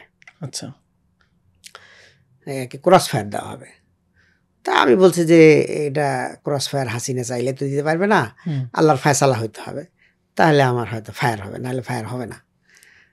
যাই হোক, আমি মিছিলের সামনে ছিলাম। এই টাইমে আপনার তারা টার্গেট করি ঢাকা শহরে মিছিলের নেতৃত্বে ছিলেন আমার ডাইন পাশে ছিলেন সেলিম উদ্দিন ভাই, বর্তমান আমাদের মহানগর উত্তরের আমির। তারপরে মাঝখানে ছিলেন হলো আমাদের বর্তমান আমাদের মহানগরীর আমির নুরুল ইসলাম বুলবুল ভাই, কেমন। এবং আমাদের এখন ঢাকা 6-এর প্রার্থী ডক্টর আব্দুল মান্নান ভাই আমার বাম পাশে ছিলেন। আচ্ছা, এবং তার বামে ছিলেন আমাদের মহানগরী এখন এসিস্ট্যান্ট সেক্রেটারি, কেন্দ্রীয় মজলিসের সদস্য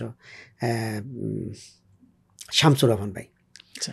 তো পুলিশ যখন আমাদের উপরে আক্রমণ করবে এরকম ভাব, সেই সময় ডক্টর মান্নান ভাই আমাদের কিছু ভাইদেরকে নিয়ে পুলিশে বলতে গেলেন যে ভাই আমাদের শান্তিপূর্ণ মিছিল, আপনারা ডিস্টার্ব করেন না, আমরা কিছুই করবো না, আমরা মিছিল শেষ করে চলে যাবো। আচ্ছা। এটা বলার জন্য উনি বের হয়ে গেলেন। তখন আমার পাশে মান্নান ভাই ছিলেন, এর পাশে শামসুর রহমান ভাই ছিলেন। এ কথা চোর কি ধর্মের কাহিনী শোনে, ওরে বলার সঙ্গে সঙ্গে ফায়ার করে দিল। তারা ফায়ার করলে দেখলাম যে মান্নান ভাই মাথাটা নিচু করলো, আর গুলিটা এসে আমার একদম তলফেটে একদম নাভির নিচে বিদ্ধ হয়ে গেল। বিদ্ধ হয়ে একদম পিছন দিয়ে বের হয়ে গেল, কোমরের পাশ দিয়ে বের হয়ে গেল। এবং এর পরপরেই দেখলাম শামসুর রহমান ভাই লুটায় পড়লেন। কেমন ওনারও ঠিক একইভাবেই তলপেটে বিদ্ধ হলো। এর পাশে আর একজন ভাই ছিলেন, ওই ভাইটার নামটা আমার এখন মনে করতে পারতেছেন না। তো উনি আরও ইয়াং ছিল, কিশোর, তার গুলিবিদ্ধ হয়। তিনজন আমরা পড়ে গেলাম একদম। এরপরে আমি তখন আমাদের মিছিলে ছিল যাত্রাবাড়িতে। আচ্ছা। আমরা পল্টনকে অ্যাভয়েড করেছিলাম যে পুলিশের সাথে যেন আমরা কোনো হিসিংয়ে না যাই, একটু শহরের আউটসাইডে গেছি, সেখানেও তারা আমাদেরকে ছাড় দেয়নি। এরপরে এই অবস্থায় বুলবুল ভাই তখন বললেন যে ওনাকে একজন ধরো। তো আমাদের পল্টনের শামীম ভাই, হ্যাঁ, উনি আমাকে ধরলেন। তো ধরার পরে আরেকজন ভাই ছিলেন আমাদের ওই কলাবাগান, আমি যখন ছাত্র শিবিরের কেন্দ্রীয় দায়িত্ব পালন করি ওই সময় ওই ভাইয়া ও আমাদের ওই রান্নাবাড়ির কাজে, বাবুর্চির কাজে হেল্প করতো আর কি, শামীম ও আর এক শামীম, এই দুজন মিলে আমাকে ধরে রিক্সায় উঠলেন। ওঠার পরে প্রথমে দয়াগঞ্জ ইবনে সিনায় গেলাম। ওখানে যাওয়ার পরে ডাক্তার বললেন এটা তো ডায়াগনস্টিক সেন্টার, এখানে তো অপারেশন কেস হবে না। তাই আমি বললাম ভাই আমার খুব পেইন করতেছে, আমার একটা মানে পেইন কিলার একটা ইঞ্জেকশন দেন, আর রক্ত যেখানে পারে যে একটু করে দেন, কেমন একটু ব্যান্ডেজ করে দেন। তারা আমাকে প্রথমে মনে করছে যে দিদি গুলিটা বের হয়ে গেছে, ওই জায়গায় তারা আমাকে ব্যান্ডেজ করে দিয়েছে, কিন্তু গুলিটা সামনে যে বিদ্ধ হয়েছে এটা তারা খেয়াল করেনি। আচ্ছা। প্যান্ট পরা আছে। তো আমাকে ওনারা দ্রুত করে আপনার চলে যান, আপনার ধানমন্ডিতে চলে যান। আমিও দয়াগঞ্জ ইবনিসি থেকে নামছি, সিএনজি নিয়েছি, এর মধ্যে পুলিশ চলে আসছে আমার খোঁজে, এখানে আসছে। আচ্ছা। পরে তো এখানে তল্লাশি করে পায়নি, আমি চলে গেছি ইবনিসিনা। ওখানে যাওয়ার পরে ডাক্তাররা পরীক্ষা নিরীক্ষা করে দেখলেন যে আমার ছিদ্র দুইটা, একটা বন্ধ করছে কিন্তু আর একটা দিয়ে ব্লিডিং হয়েছে। আমি দেখছি যে ব্লিডিং কেন হয়, আমার পায়ের ব্লিডিং যায়, জুতার ভিতরে যা আটকে যায়, জুতো আমার ভিজে যাচ্ছে, মোজা ভিজে যাচ্ছে, বুঝতে পারছি না আমি। পরে ডাক্তার বললো যে ফুটা তো দুটা, একটা বন্ধ করছে আর একটা খোলা। আচ্ছা। তাৎক্ষণিক অপারেশন থিয়েটারে নিয়ে গেলেন। এরপরে এক্স রে করলেন, করার পরে দেখা গেল যে গুলিটা আমার বের হয়ে গেছে, সামনে দিয়ে প্রবেশ করে পিছন দিয়ে বের হয়ে গেছে। তো ওনারা হাফ ছেড়ে বাঁচলেন। এরপরে যাই হোক অনেক কষ্ট করে এটা ক্লিয়ার করলেন, এবং প্রায় 1-1.5 মাস আমাকে হসপিটাল সার্ভিস নিতে হয়েছে। এরপর আল্লাহর রহমতে আমি বেঁচে উঠি আর কি, আলহামদুলিল্লাহ। তো এই যে এত জুলুম, নির্যাতন, অত্যাচার, আমি যেটা বলছিলাম যে তারপরে তো সবশেষ একটা বসন্ত আসলো আমাদের দেশে, এবং ফেসিবাদকে আসলে এক ধরনের পালিয়ে যেতে বাধ্য করা হলো। তো এখানে আপনাদের যে ভূমিকা বা আপনার ভূমিকাটা আসলে কেমন ছিল? আসলে এটা বলা যায় যে 23 সালের যে যখন আন্দোলন আমরা শুরু করি, তখনই আমার হৃদয়ের ভিতরেই সাড়া দিচ্ছিল যে ফেসিবাদ এবার আর থাকতে পারবে না। আমি ওই সময় যতগুলো মোটিভেশনাল মানে কথা বলেছি আমাদের কর্মী সমর্থকদের সামনে, সব জায়গায় আমি বলছি যে আমি আশাবাদী, ইনশাল্লাহ এবার আল্লাহ আমাদেরকে ফেসিবাদের হাত থেকে মুক্তি দিবেন। 23 সালে এরপরে তো আন্দোলন হলো, অবরোধ হলো, শেষ পর্যন্ত ইলেকশনও হয়ে গেল। তো 7ই জানুয়ারি ইলেকশন হওয়ার পরে মাথার মধ্যে কাজ করতেছিল যে এইভাবে যে ইলেকশনের মজা পেয়ে গেল, এই মজা তো তারা ছাড়বে না। কারণ 14তে এক ধরনের ইঞ্জিনিয়ারিং করছে, 18তে আর এক ধরনের সফল। মানে আমরা 14 নিয়ে চিন্তা করতেছি, 18তে নতুন, 18তে যখন চিন্তা করতে 24-এ আর এক ধরনের। তো এই যত নতুন নতুন মানে সিস্টেম অ্যাপ্লাই করবে, আর আমরা এইভাবে এই সিস্টেমেটিক হইতে তাকে সরানো যাবে না।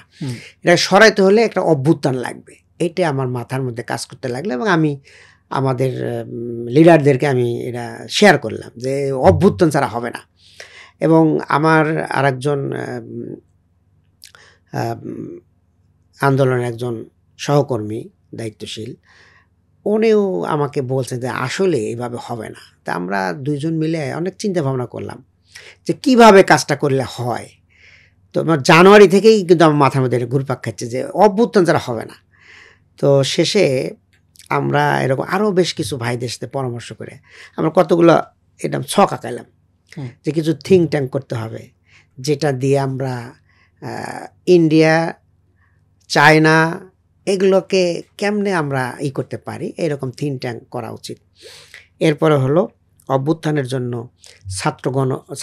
ছাত্র অভ্যুত্থান শিক্ষা আন্দোলনের মাধ্যমে, শ্রমিক অভ্যুত্থান, হ্যাঁ, তারপরে হলো পেশাজীবী বিভিন্ন নিত্য প্রয়োজনীয় দ্রব্য সহ যেগুলো সার্ভিস রিলেটেড, গ্যাস, বিদ্যুৎ, পানি, এগুলো নিয়ে মানুষের মধ্যে আন্দোলন গড়ে তোলা। এরকম ছক এঁকে আমি আমির জামাতকে দিয়েছি। এইগুলো আমাদের আস্তে আস্তে এইভাবে আগানো দরকার। মহানগরে আমিরকে দিয়েছি, এরকম আমি বড় বড় লিডারদেরকে আমি এই ছকগুলো দিয়েছি। এবং আমার যেদিন আমাদেরকে ব্যান্ড করে 1 তারিখে, হ্যাঁ, আগস্টের, সেই দিনে মহানগরে আমির আমাকে বলছে তোমার সেই থিওরিগুলো কোথায় আছে, এগুলো দ্রুত ল্যাপটপ, ডেস্কটপ, মোবাইল যেখানে আছে সবগুলোতে ডিলিট করো। কারণ আমি বহু মানুষকে দিয়েছি, তো উনি জানতেন। তো এগুলো ডিলিট করো, নাহলে এগুলো তেমন আমাদের জন্য ভয়ঙ্কর একটা বিষয় হবে। তো যাই হোক, আমি সেই মোতাবেক আমি 28শে জানুয়ারি 2024 আমি একটা মিটিং করছিলাম। সেই মিটিংয়ে তৎকালীন কেন্দ্রীয় সভাপতি মঞ্জুরুল ইসলাম, ওনাকে আমি বলেছিলাম যে এফিশিয়েন্ট, চিন্তাশীল এবং সাহসী কয়েকজন পরিষদ সদস্যকে নিয়ে আসবা। আর এখন যারা এনসিপিতে আছে এদের ভিতর থেকে কয়েকজনকে ডাকছিলাম। তখন তারা এনসিপি করে না, কিন্তু তারা বিভিন্ন আন্দোলনের সাথে কোটা বিরোধী আন্দোলন, তারপরে হলো নিরাপদ সড়ক আন্দোলন, এগুলো করেছে। আমি এরকম 4-5 জন এবং কিছু সাংবাদিক এদের ডেকে আমরা একটা গোল টেবিল মিটিং করলাম যে এই অভ্যুত্থানের জন্য আমাদের কি করতে হবে। তো সেখানে আমরা দেখলাম যে যেহেতু তোমরা ছাত্র গণ আন্দোলন করে তোলো, একটা শিক্ষা আন্দোলন ঢাকা বিশ্ববিদ্যালয় থেকে, যে শরীফ থেকে শরীফা এখন খুব এতে আছে, এইটা দিয়ে শুরু করো। সেমিনার, সিম্পোজিয়াম, মানববন্ধন, তারপরে গণজমায়েত, তারপরে বিভিন্ন শুরু করো। তো যাই হোক, ছাত্রদেরকে বললাম, আমরাও নিজেরাও প্রস্তুতি নিতে লাগলাম। তো এর ভিতরে আল্লাহর পক্ষ থেকে একটা ইস্যু চলে আসলো। 1 জুলাই যে একটা ইস্যু আসলো, সেইটাই আমরা খুব গভীরভাবে অবজার্ভ করতেছিলাম। ছাত্রদেরকেও বুদ্ধি পরামর্শ, সহযোগিতা এগুলো আমরা করতেছিলাম। সবশেষ যেদিন আবু সাঈদ শাহাদাত বরণ করলো, এবং সেই ঘটনাটা আমাদের সবার হৃদয়কে নাড়া দিল। এবং আমাদের মহানগরী আমির নুরুল ইসলাম বুলবুল ভাই আমাদের মহানগরী কর্মপরিষদ সবাইকে ডাকলেন, ডেকে বললেন যে আন্দোলন একটা যৌক্তিক পর্যায়ে চলে যাচ্ছে, এখন আমাদের ছাত্রদের সাথে ভূমিকা রাখতে হবে। মানে এখন আর পিছন থেকে না, সরাসরি। এবং আমাদের দায়িত্বশীলদেরকে আমাদের বুলবুল ভাই আমির সাহেব উনি কয়েকটা ভাগে ভাগ করে দিলেন। আমাকে সহ আরও 2 জন ভাইকে, ডক্টর আব্দুল মান্নান এবং শাহিন আহমেদ খান আমাদের সমাজ কল্যাণ সম্পাদক, আমাদের 3 জনকে দায়িত্ব দিলেন তোমরা চিকিৎসা বিভাগটা দেখবা। যারা যেখানে আহত হচ্ছে চিকিৎসা নিশ্চিত করতে হবে। এবং আশেপাশে সকল হাসপাতালগুলোর সাথে কন্ট্যাক্ট করলাম, ইসলামী ব্যাংক হাসপাতাল, অরোরা হাসপাতাল, ইবনে সিনা হাসপাতাল এবং যাত্রাবাড়ির আশেপাশে যতগুলো হসপিটাল আছে এগুলোর সাথে আমরা কন্ট্যাক্ট করলাম যে কোনো ছাত্র আহত গেলে তাদের ট্রিটমেন্ট দিতে হবে, কোনো টাকা নিতে পারবেন না, টাকা যা লাগে আমরা দেবো।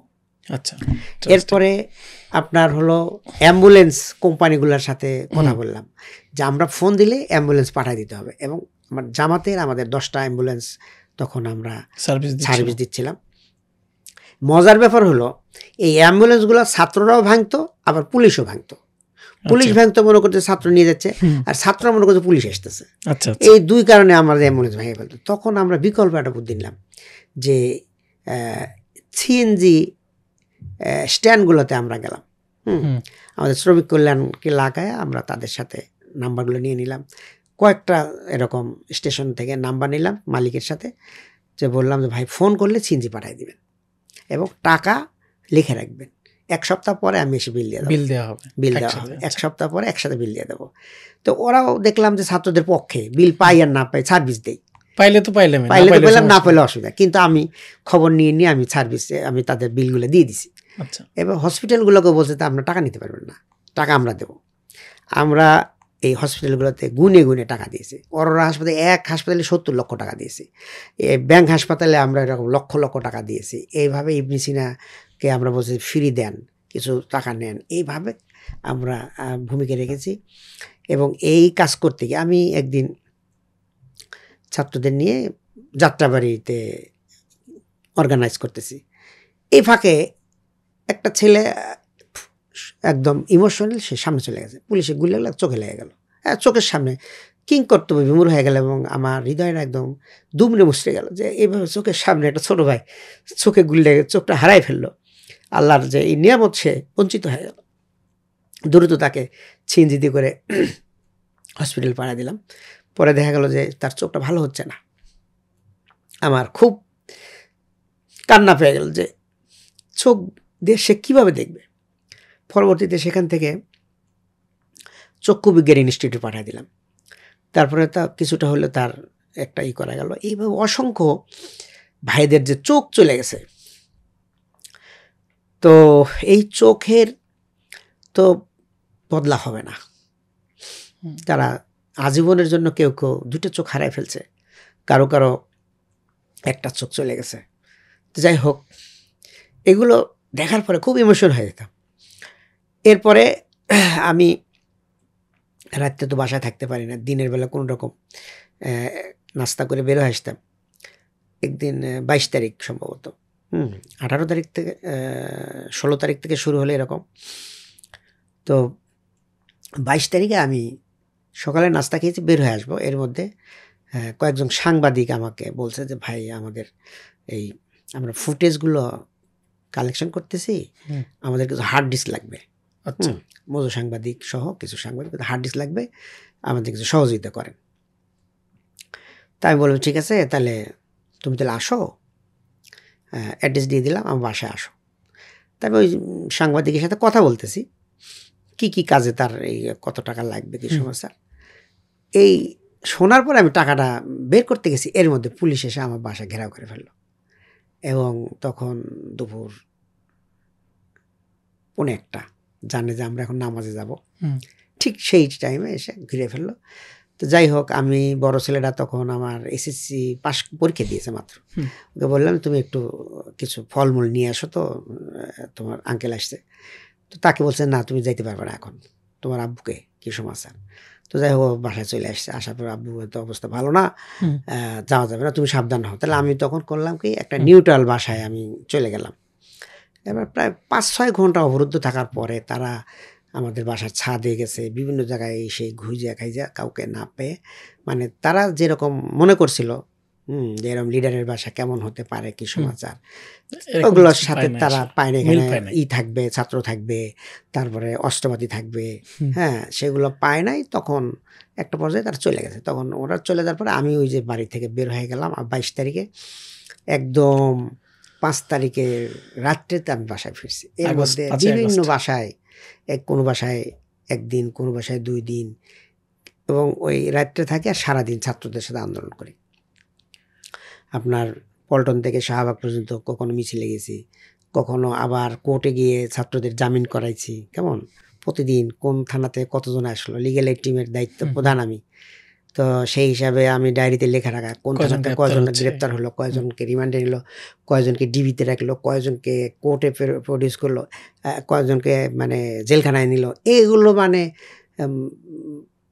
একটা কি বলবো, মানে ভাষায় বর্ণনা করার মতো না। একদিকে কোর্টে সার্ভিস দিচ্ছি, তাদেরকে খাবার দাবার সহ বিভিন্ন মারপিট করে আহত, এই অবস্থা, চিকিৎসা করানো, আবার এদিকে আবার হাসপাতালে এসে ছাত্রদের খোঁজখবর নেওয়া।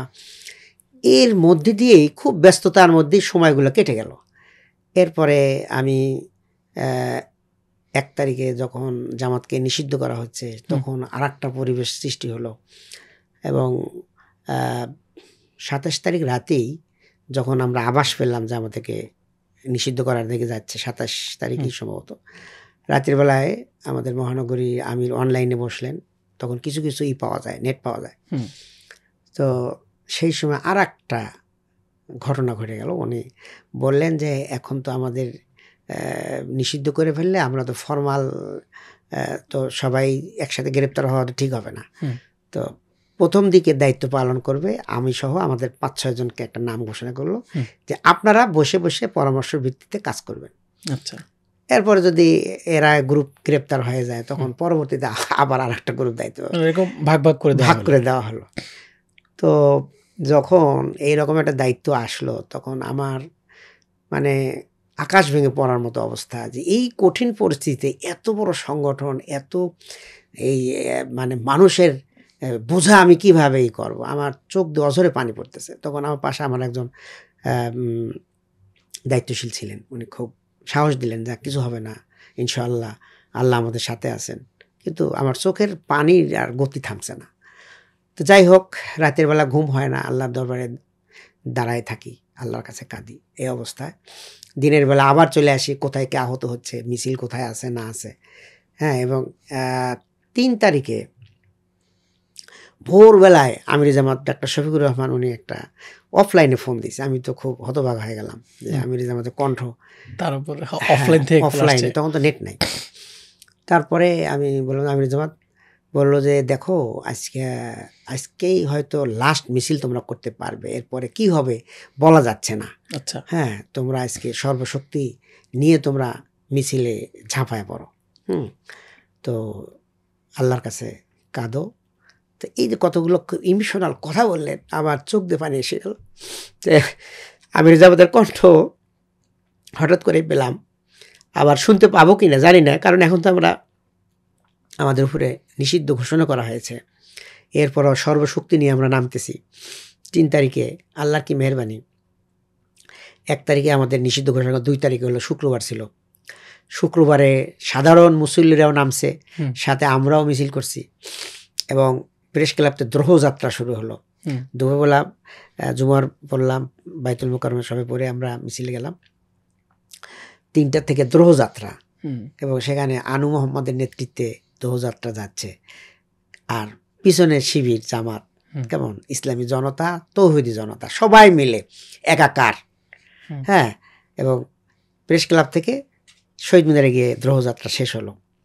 সেখানে আমরা অনেক প্রফেসর, আমাদের সাবেক আমলা, তারপরে সাবেক আর্মি কর্মকর্তা, হ্যাঁ, ব্রিগেডিয়ার হাসান নাসিরকে আমি পাঠাইলাম যে ভাই যান, তারপরে আব্দুল হক সাহেবকে পাঠাইলাম, কর্নেল আব্দুল হক, কর্নেল হাসিন, এদেরকে আমি অর্গানাইজ করে ওখানে পাঠাইছিলাম আর কি। যাই হোক, এরপরে 3 তারিখে আবার আমির জামাতের নির্দেশ, আমরা আবার নেমে গেলাম সবাই। এইভাবে 4 তারিখেও সবাই আমরা নামলাম, কেমন। এরপরে ফাইনাল খেলা তো 5 তারিখে। 5 তারিখে যখন কারফিউ 4 তারিখে জারি করা হলো, তখন তো মার্চ ফর গণভবন ছিল 6 তারিখে, সেটা ছাত্ররা আবার এগিয়ে আনলেন, একদিন আগায় নিয়ে 5 তারিখে। তখন আমরা রাত্রির বেলায় সবাইকে বলে দিলাম আজকে আর কেউ ঘরে বসে থাকা যাবে না, সবাই নেমে পড়তে হবে, কেমন। এই আন্দোলন আমাদেরকে দায়িত্ব দেওয়া হলো ডক্টর শফিকুল মাসুদ ভাই, এবং আমাকে বলা হলো যে তোমরা 2 জন এই মনিটরিং করবে, কন্ট্রোল করবা। আর আমাদের দেলোয়ার ভাই ঠাকুরগাঁও 1 আসনের জামাত প্রার্থী, সাবেক কেন্দ্রীয় সভাপতি দেলোয়ার ভাইয়ের নেতৃত্বে আমাদের ম্যান পাওয়ার সবাই শাহবাগ মুখী মার্চ করলেন আর কি।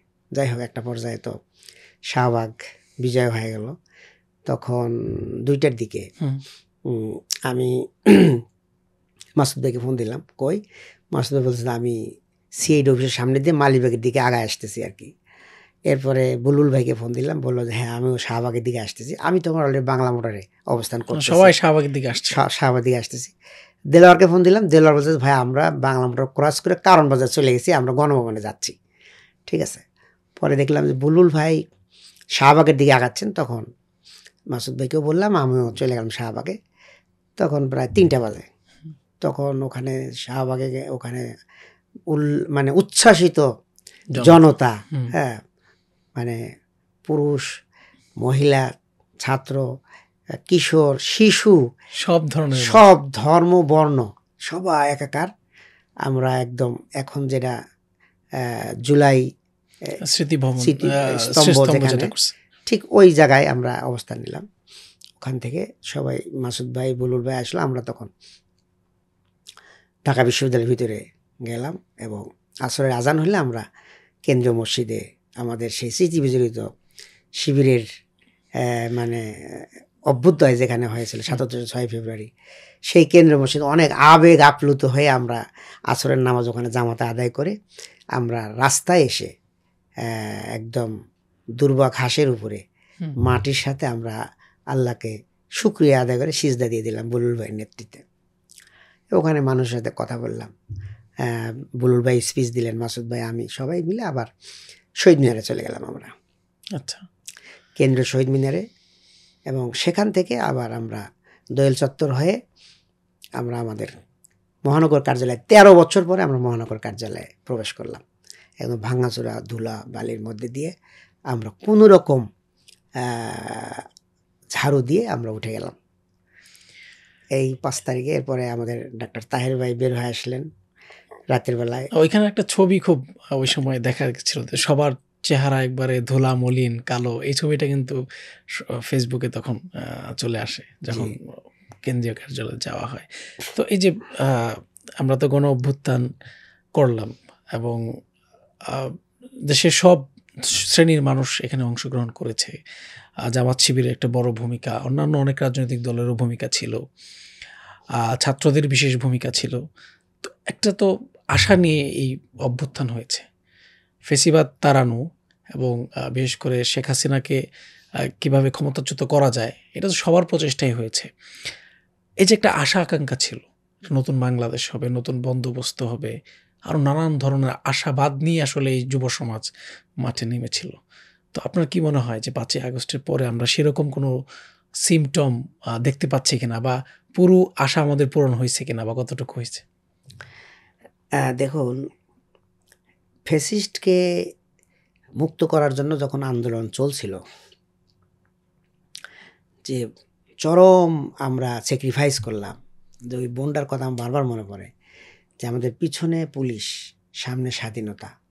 এই স্বাধীনতা অর্জনের জন্য সম্মানজনক মৃত্যুবরণ করলেও আমরা করব।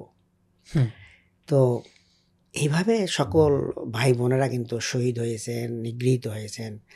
তো তাদের একটাই ছিল যে উই ওয়ান জাস্টিস, আমরা ন্যায় বিচার এবং সাম্যতা, এগুলো বৈষম্য দূর করব, নতুন বন্দোবস্ত হবে। তো প্রথমেই আমরা আহত হলাম যে ফ্যাসিবাদকে পালিয়ে যাওয়ার জন্য সুযোগ করে দেওয়া হলো। তো এইটাতে আমরা খুবই মর্মাহত হলাম যে সে তো বিচার পাবে না, বা এই শহীদের পরিবাররা এই ফ্যাসিবাদকে আর পাবে না, বিচার করা সম্ভব হবে না। এবং পরবর্তী দেখলাম যে তাদের দোসর আরও 600 জনকে এরকম বিদায় করে দেওয়া হলো। এভাবে আমরা আশাহত হচ্ছিলাম, মর্মাহত হচ্ছিলাম, হৃদয় ভঙ্গ হচ্ছিল একের পর এক। এরপরেও যখন 8ই আগস্ট সরকার, অন্তর্বর্তীকালীন সরকার আসলেন, উনি বলছিলেন যে আমি এই ঘাতকদের বিচার করব, 1 নম্বর কাজ, 2 নম্বর সংস্কার করব, 3 নম্বর আমি নির্বাচন দেব। তা আমরা মনে করলাম তাহলে হয়তো এটা হবে। কিন্তু দেখা গেল যে একটা গোষ্ঠী যারা আন্দোলনের সময়ও মিসগাইড করার চেষ্টা করেছে, কেমন, তারপরে যখন আম জনতা নেমে গেছে তখন তারাও সাথে থাকছে আর কি। কিন্তু তারাও ওইভাবে চায় নাই যে এইভাবে ফ্যাসিবাদ একবার নির্মূল হয়ে যাক, এটা চায়নি। কারণ তারা থাকলে একটা সুবিধা আছে, সিস্টেমটা থাকবে। এরপরে হলো যারা আমরা আছি, যারা অন্যায়, চাঁদাবাজি, দুর্নীতি রোধ করতে চাই, তারা থাকলে তো এগুলো করতে পারবে না। আর যদি ওই ফ্যাসিবাদটা থাকে তাহলে ফ্যাসিবাদের দোহাই দিয়ে সবাইকে এক করে তারা রাজত্ব করে খাবে। এই জন্য তারাও চাচ্ছিল না ফ্যাসিবাদ সবাই চলে যাক। এটা একটা আমরা আশাহত হলাম। তারপরে অন্তর্বর্তীকালীন সরকার কাজ করতে গিয়ে এই যারা মনে করছিল যে তারা ক্ষমতায় যাবে, তারা বিভিন্নভাবে বাধাগ্রস্ত করেছে, সংস্কার করতে বাধাগ্রস্ত করেছে, তারপরে একটা নতুন কিছু করতে গেলেই বাধাগ্রস্ত করেছে। সর্বশেষ জুলাই সনদের আইনি ভিত্তিটা দিতে গিয়েও তারা নানান ধরনের, আইনি ভিত্তি দেওয়ার প্রয়োজন নাই, আইনি ভিত্তি কেন দরকার, জেন্টেলম্যান এগ্রিমেন্ট হচ্ছে, আমরাই তো করব, কেমন মানে তার মানে ক্ষমতা ভোটের চলে গেছে দরকার এমন নাই, একটা আমরা অবস্থা। ক্ষমতা চলে গেছি, এরকম একটা ভাব আচ্ছা। দেখাচ্ছিল তারা। পরবর্তীতে সুশীল সমাজ বলেন আর দেশপ্রেমিক লোক বলেন আর অন্যান্য রাজনৈতিক দল সবার চাপে পড়ে তারা জুলাই সনদ মেনেছে, জুলাই সনদ অর্ডার মেনেছে। এরপরে এখন গণভোটটাও মানে, এখানেও আর প্যাঁচ লাগা রাখছে, গণভোট একই দিনে গণভোট দিতে হবে। অথচ গণভোটের মাধ্যমে জুলাই সনদটা পরিপূর্ণ ভিত্তি পাবে এবং সেইটার উপরেই কিন্তু ইলেকশনটা হলে বৈধ ইলেকশন হবে। এখানে একটা প্যাঁচ লাগা রাখছে। তো যাই হোক, আমরা অন্ততপক্ষে এটুকু দেখলাম যে জুলাইকে তারা অস্বীকার একদম করতে পারে নাই। রাইট। হ্যাঁ, জুলাইয়ের আইনি ভিত্তিটা গোড়াপত্তন শুরু হয়ে গেছে। এখন গণভোটের মাধ্যমে এটাকে মজবুত ভিত্তি হবে এবং সেই আলোকে যদি ইলেকশনটা হয়, একটা সঠিক ইলেকশন যদি হয়, তাহলে শহীদদের যে আকাঙ্ক্ষা সেটা বাস্তব হবে ইনশাল্লাহ। আরেকটা বিষয় আমরা আপনার কাছ থেকে আপনার দলের নেতৃবৃন্দ সহ আরও নানান স্যাক্রিফাইসের কথা শুনেছি। তো সেখানে তো অনেকেই ছিলেন যাদেরকে ফেসিবাদী কায়দায় এবং যেই একবারে সব বিশ্বের কাছে উন্মুক্ত যেই কনস্পিরেসি এবং বিভিন্ন ধরনের ষড়যন্ত্রের মধ্যে দিয়ে ফাঁসি দেওয়া হয়েছে বিভিন্ন মিথ্যা অ্যালিগেশন দিয়ে। তো তাদের সাথে আপনার স্মৃতিগুলো আসলে কেমন ছিল? আমি যদি জামাতের শহীদ আমির মাওলানা মতিউর রহমান নিজামী ওনার কথা বলি, ওনার সাথে আপনার কোনো স্মৃতি আছে কিনা? জি, ধন্যবাদ। শহীদ মাওলানা মতিউর রহমান নিজামী সাহেব আমার ওস্তাদ এবং রাহবার, ওনার সাথে অনেক স্মৃতি আছে। আমি যখন রাজশাহী বিশ্ববিদ্যালয়ের একজন কর্মী আর কি, অর্থাৎ সদস্য, সেই সময় উনি একবার রাজশাহীতে সফরে গেলেন। তো আমাদের তখন একটা ট্রেনিং ক্যাম্প চলতেছিল। তো আমরা ওনাকে রিকোয়েস্ট করলাম, উনি আমাদের উদ্দেশ্যে নসিহা পেশ করলেন। দারসুল কোরআন থেকে উনি খুব গুরুত্বপূর্ণ চমৎকারভাবে আলোচনা করলেন। সেই হিসাবে ওনার অনেক ট্রেনিং ক্যাম্পে, ট্রেনিং প্রোগ্রামে আমি ছাত্র হিসেবে যুক্ত হওয়ার সুযোগ পেয়েছি। এরপরে যখন আমি রাজশাহী ইউনিভার্সিটির সভাপতি, সেই সময়ে প্রশাসন এবং ছাত্রলীগের সহযোগিতায় তারা শুধু ছাত্র শিবির না, পুরো ছাত্রদের উপরে একটা গ্রামবাসী একটা হামলা করে, খুব ভয়াবহ দৃশ্য হয়। তো সেই ঘটনার পরে প্রশাসন আমাদের উপরে খুবই খর্ব হয়, জনরেবেতা আইনে মামলা হয় এবং অনেক হয়রানিমূলক গ্রেপ্তারি এবং টর্চার, রিমান্ড, পুঙ্গু করে দেয় সবাইকে। এখান থেকে পরিত্রাণের জন্য আমি তখন সভাপতি হিসাবে আমি ঢাকাতে আসি। আমির জামাত নিজামী সাহেবের সাথে যোগাযোগ করি এবং তৎকালীন সেক্রেটারি জেনারেল শহীদ আলী হাসান মোহাম্মদ মুজাহিদ সাহেবের সাথেও যোগাযোগ করি। নিজামী ভাই কথাগুলো শুনলেন, শোনার পরে সেক্রেটারি জেনারেলের কাছে পাঠিয়ে দিলেন এবং শহীদ সেক্রেটারি জেনারেল মুজাহিদ ভাইও খুব গভীর মনোযোগ শুনলেন এবং বিষয়টা উপলব্ধি করলেন। করার পরে উনি আমাকে খুবই আদর করলেন এবং সমস্যার সমাধানের জন্য উনি কেন্দ্রকে দিক নির্দেশনা দিলেন এবং পর্যাপ্ত পরিমাণে সহযোগিতা সহ উনি নসিহা দিয়ে আমাকে আদর করে রাজশাহীতে পাঠিয়ে দিলেন। আমি খুবই খুশি হয়েছিলাম এবং আমি জানতাম মুজাহিদ ভাই খুবই রাগী মানুষ, ওনাকে মানুষ পছন্দ করতো না, যে উনি খুব কঠোর।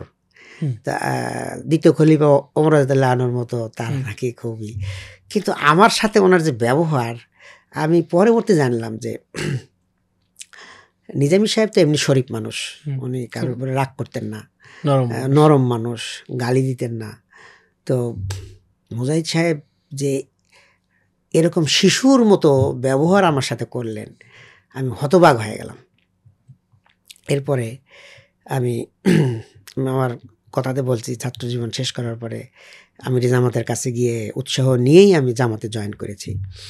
এরপরে নিজামী ভাইয়ের সাথে আরও অনেক স্মৃতি আছে, তবে যেটা বেশি নাড়া দেয়, উনি যখন ধর্মীয় অনুভূতি আঘাত দেওয়ার মামলায় অ্যারেস্ট হলেন, আমি সারা রাত ওই ডিবি অফিসের পাশে বসেছিলাম। আচ্ছা। হ্যাঁ, আমি তখন শাহবাগ থানা আমির, আমার থানার মধ্যে, এইটার জন্য আমাকে সারা রাত আমি ওনার পাশে বসে থাকলাম, রাস্তায় বসে আছি।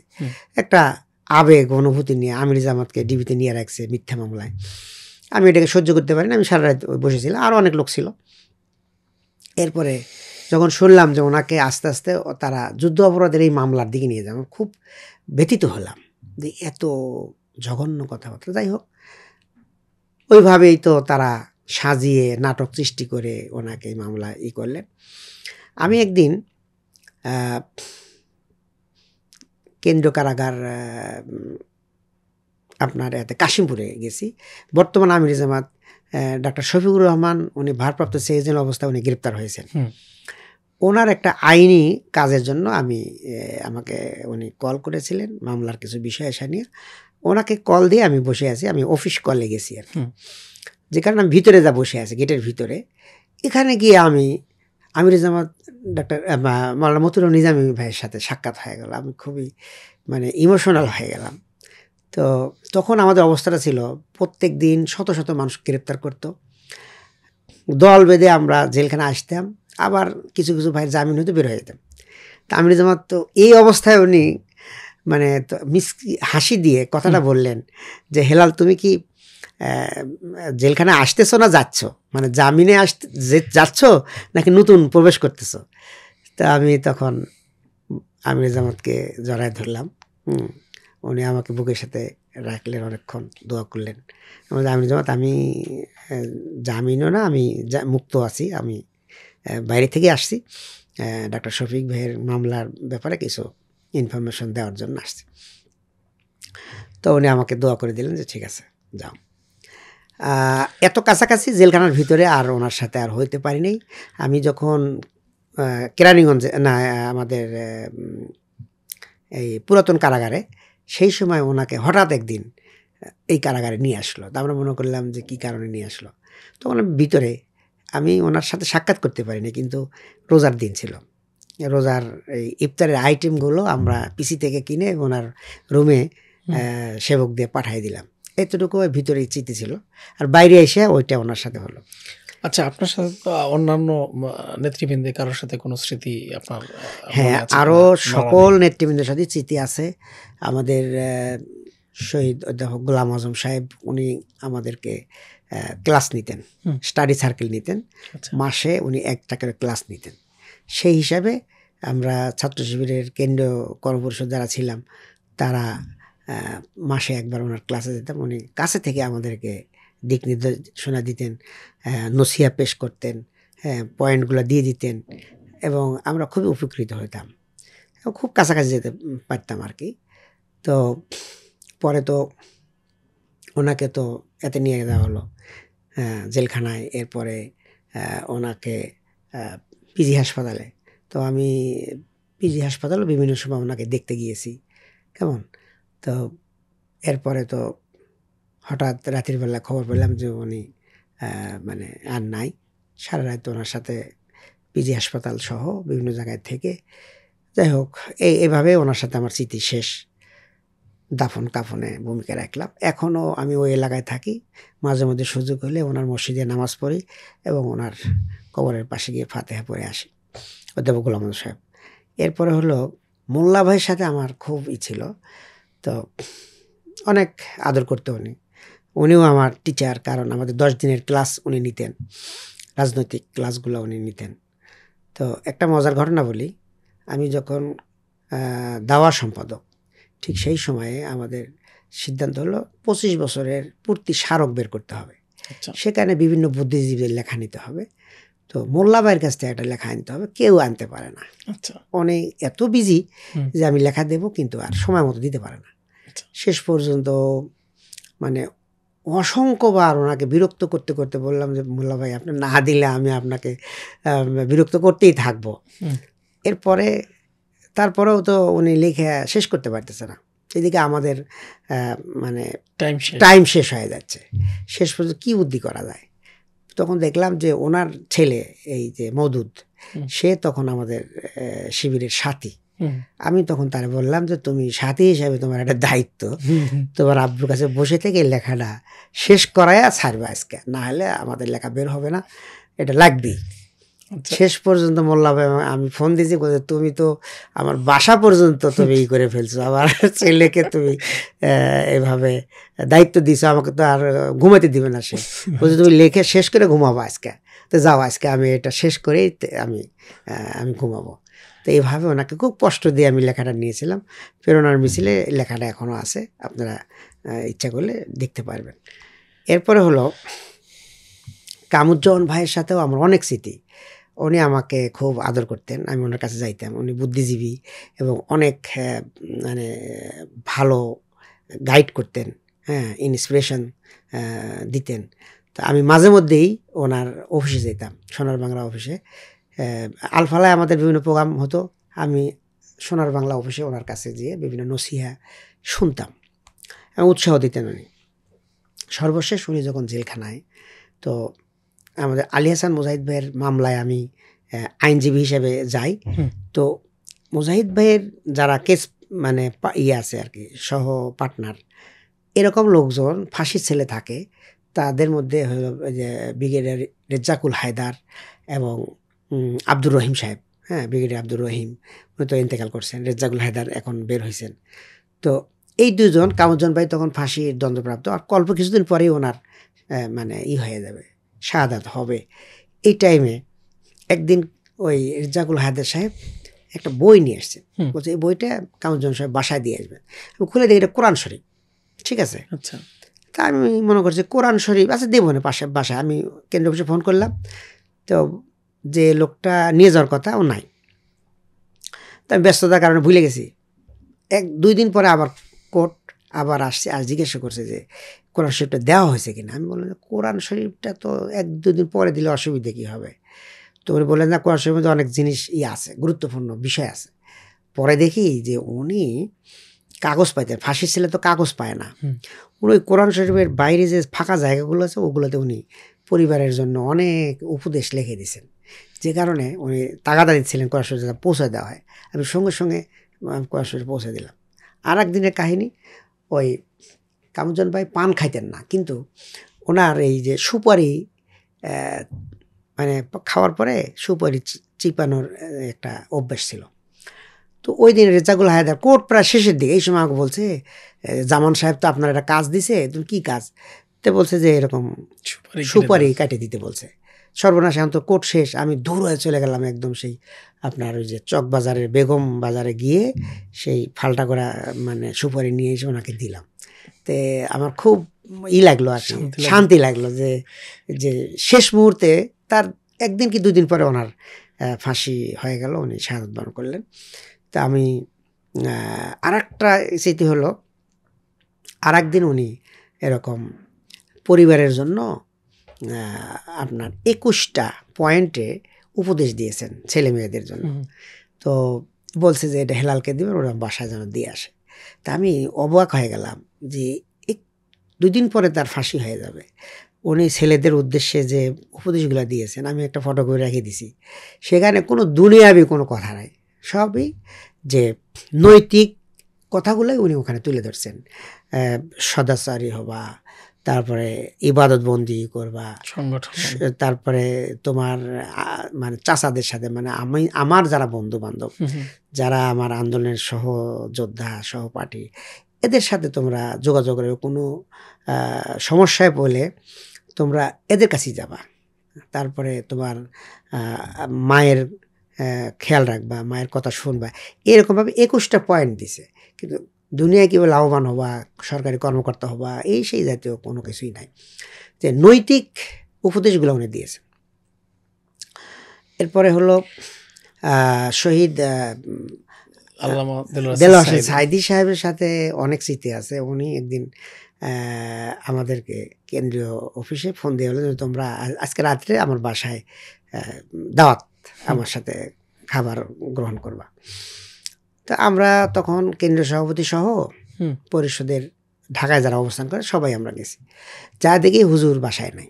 ফোন করলাম, ফোন করলে তখন উনি বলতে যে আমি তো ভুলে গেছি, আমাকে এটিএন বাংলা থেকে রেকর্ডিংয়ের জন্য তারা হঠাৎ করে ডাক দিছে। আচ্ছা আমার রেকর্ড প্রায় শেষ, আমি চলে আসতেছি। এরপরে উনি তোমরা বসো। উনি আসলেন, আসার পরে অনেক গল্প করতেছে, নসিহা এবং উৎসাহ, অনুপ্রেরণা, ইসলামিক মানে স্পিরিচুয়াল কথাবার্তা। তা আমরা খুবই উজ্জীবিত হচ্ছি, কিন্তু আমরা চিন্তা করতেছি যে হুজুর এত সময় কেন দিচ্ছেন আমাদেরকে? আচ্ছা। হ্যাঁ, একটা লাইন শেষ হয়ে যাচ্ছে, আবার আটা শুরু করতেছেন, আমরা খুব মজা পাচ্ছি, কিন্তু এনার মতো একজন এত ব্যস্ত মানুষ এত সময় দিচ্ছেন, ঘটনাটা কি? একটু আমরা আশ্চর্য হচ্ছিলাম। এক পর্যায়ে উনি বলছেন যে শোনো, তোমাদেরকে আমি অনেকগুলো গল্প শোনাচ্ছি। কী কারণ জানো? তো কি হুজুর বলেন? তো বলছে যে তোমাদেরকে দাওয়াত দিয়েছি, বাট আমি কথা তোমার খালাম্মাকে বলতে ভুলে গেছি। আচ্ছা আচ্ছা, তো যে কারণে এগুলো রান্নাবাড়ির খাবার দাবার হচ্ছে, তোমাদের সাথে আমি একটু একটু কথা বলি, তোমরা কিছু মনে করো না। এই বলতে বলতে খাবার চলে আসলো, আমরা গরম গরম খাবার খেয়ে ওনার কাছে দোয়া নিয়ে আমরা চলে আসলাম। এটা গেল একটা ঘটনা। আমার কাছে সবচাইতে বড় পাওয়ার যেটা, সেটা হলো যে ওনার মামলাটা লাস্টের দিকে এই হয়রানিমূলক একটা মামলা, যেটা দুদুকের পক্ষ থেকে করা, সেই মামলাটা হয়তো হলো মাদ্রাসা, আলিয়া মাদ্রাসার মাঠে এখানে। তো এইটা কোর্টের বাইরে হওয়ার কারণে অ্যাভেলেবেল আইনজীবী কথাবার্তা বলতে পারতো, মানে আসতে চাইতো না, মানে সারাদিন আসা লাগে, অন্যান্য মামলা মোকদ্দমাগুলো রেখে এই কাজে আসার জন্য তাদের কষ্ট হয়ে যেত। এক্ষেত্রে আমার সুবিধা হলো, আমি তো ওইরকম, আমি তো সাংগঠনিক মামলাগুলোই দেখাশোনা করতাম, যে কারণে আমি সারাদিন হুজুরের মামলায় আমি সময় দিতাম। তো এরকম যেদিনই ডেট থাকতো আগে জানিয়ে যেতাম, আমরা ওই দিন সব কাজ বন্ধ করে দিয়ে হুজুরের মামলায় চলে আসতাম। তো এরকম একদিন সকালবেলা আমি বাসা থেকে বের হয়েছি খুব সকালে, অনেক সময় জ্যামে পড়ে যায়, হুজুর আগে চলে আসে। আসার পরে শুনি যে হুজুর আগে চলে আসছে, একদম 8টা 8:30টার মধ্যে চলে আসছে উনি। তখনও কোর্টের কোনো পেশকার পিয়ন কিছুই আসে নাই, কেমন এই জেলখানার লোকজন এসে ওনাকে রাখছে। হুজুর শীতকাল, একদম জড়সড়া বসে আছেন। এই সময় মানে আল্লামা সাইদি সাহেবের মেজো ছেলে, সেজো ছেলে আর কি, মাসুদ সাইদি, উনি আসছে, আর আমি, এই দুজন মিলে ওনার সাথে আমরা সঙ্গ দিলাম এবং অনেক নসিহা পেশ করলেন। এই শেষ বয়সে বলছে, তোমরা আমার জন্য দোয়া করো, আল্লাহ এমন পরীক্ষা যেন না দেয় যেন আমি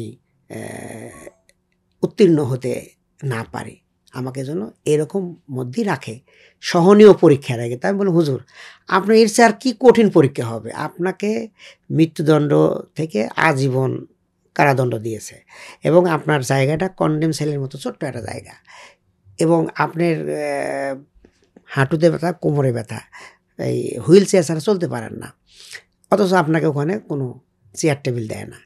এত কষ্টের আর কি কষ্ট দিবে?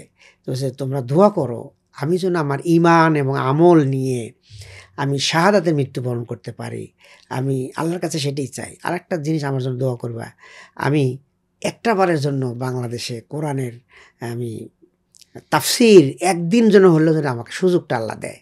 আর একটা হলো যে আমি একটা সর্বশেষবারে আমার নবীর রওজায় যেন আমি সালামটা পৌঁছাতে পারি। এরকম উনি দোয়া চাইলেন, আমিও নানান কথা বললাম। এই ফাঁকে উনি অনেকক্ষণ, প্রায় 2 ঘন্টার মতো সময়, এত কাছে থেকে কথা বলা, অনেক সময় মানে মাথা আগায় দিচ্ছি, হাত দিয়ে মাথা দোয়া করতেছেন, হাত আগায় দিচ্ছেন, কেমন। এরপর দেখি ওনার ওই ব্যাগের ভিতরে হাত দিয়ে খাবার বের করতেছেন, কেমন, এই খেজুর বের করলেন, খেজুর খাও। হুজুর এটা তো জেলখানায় তো খাবার দাবার পাওয়া যায় না, আমরা তো বাইরে সব পাচ্ছি, না খাও।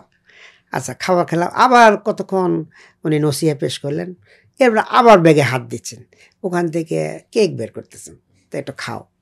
আমাকেও দিচ্ছেন, ওই মাসুদ সাইদি ওনাকেও দিচ্ছেন। তো বললাম যে হুজুর আপনি খান, কইছে আমি দিচ্ছি তোমরা খাও। তো এইভাবে অনেক আদর করলেন এবং খাওয়ালেন, এবং মানে ওনার পরে উনি বলছে আমার একটু ওয়াশরুমে নিয়ে যাও।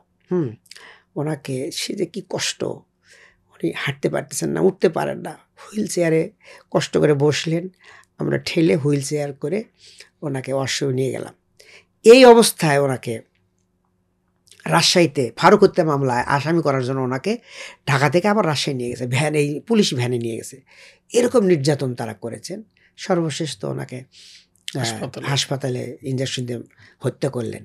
এখানেও আমার একটা পরম পাওয়া, যে আমি যখন শুনলাম যে হুজুরের খুবই অবস্থা খারাপ, বাসা থেকে বের হয়ে গেছি, এই হাসপাতালে গেটে আসতে শুনলাম উনি ইন্তেকাল করছেন, এবং তখন হাজার হাজার নেতাকর্মীরা আসছে, মাসুদ সাইদি এবং আমাকে দুইজনকে অনুমতি দিলেন, আমরা ভিতরে গেলাম।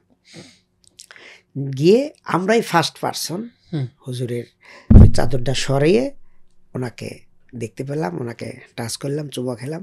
কেমন, তো আমার এটা জীবনের খুবই বড় পাওয়া যে এরকম একজন আল্লাহর গোলাম সারা দুনিয়াতে যিনি কোরআনের বাণী ছড়াইছেন, তার উপরে এরকম আঘাত করা হলো, শহীদ করা হলো, এবং সেই শহীদকে আমি মানে স্পর্শ করতে পারলাম। তো এটা আমার জন্য একটা পরম পাওয়া। আর একটা কাজ করলাম ওই রাতেই, সেটা হলো যে ওনাকে পোস্টমর্টম যেন না করা হয়, এটা আমরা প্রশাসনকে বুঝিয়ে আমরা রাজি করালাম। তো সেক্ষেত্রে যে একটা লেখা লাগলো আর কি, হ্যাঁ, অঙ্গীকারনামা, আবেদন লেখা লাগলো, এবং সেই এটা লেখার দায়িত্ব আমার উপর থাকলো, ড্রাফট করে দিলাম।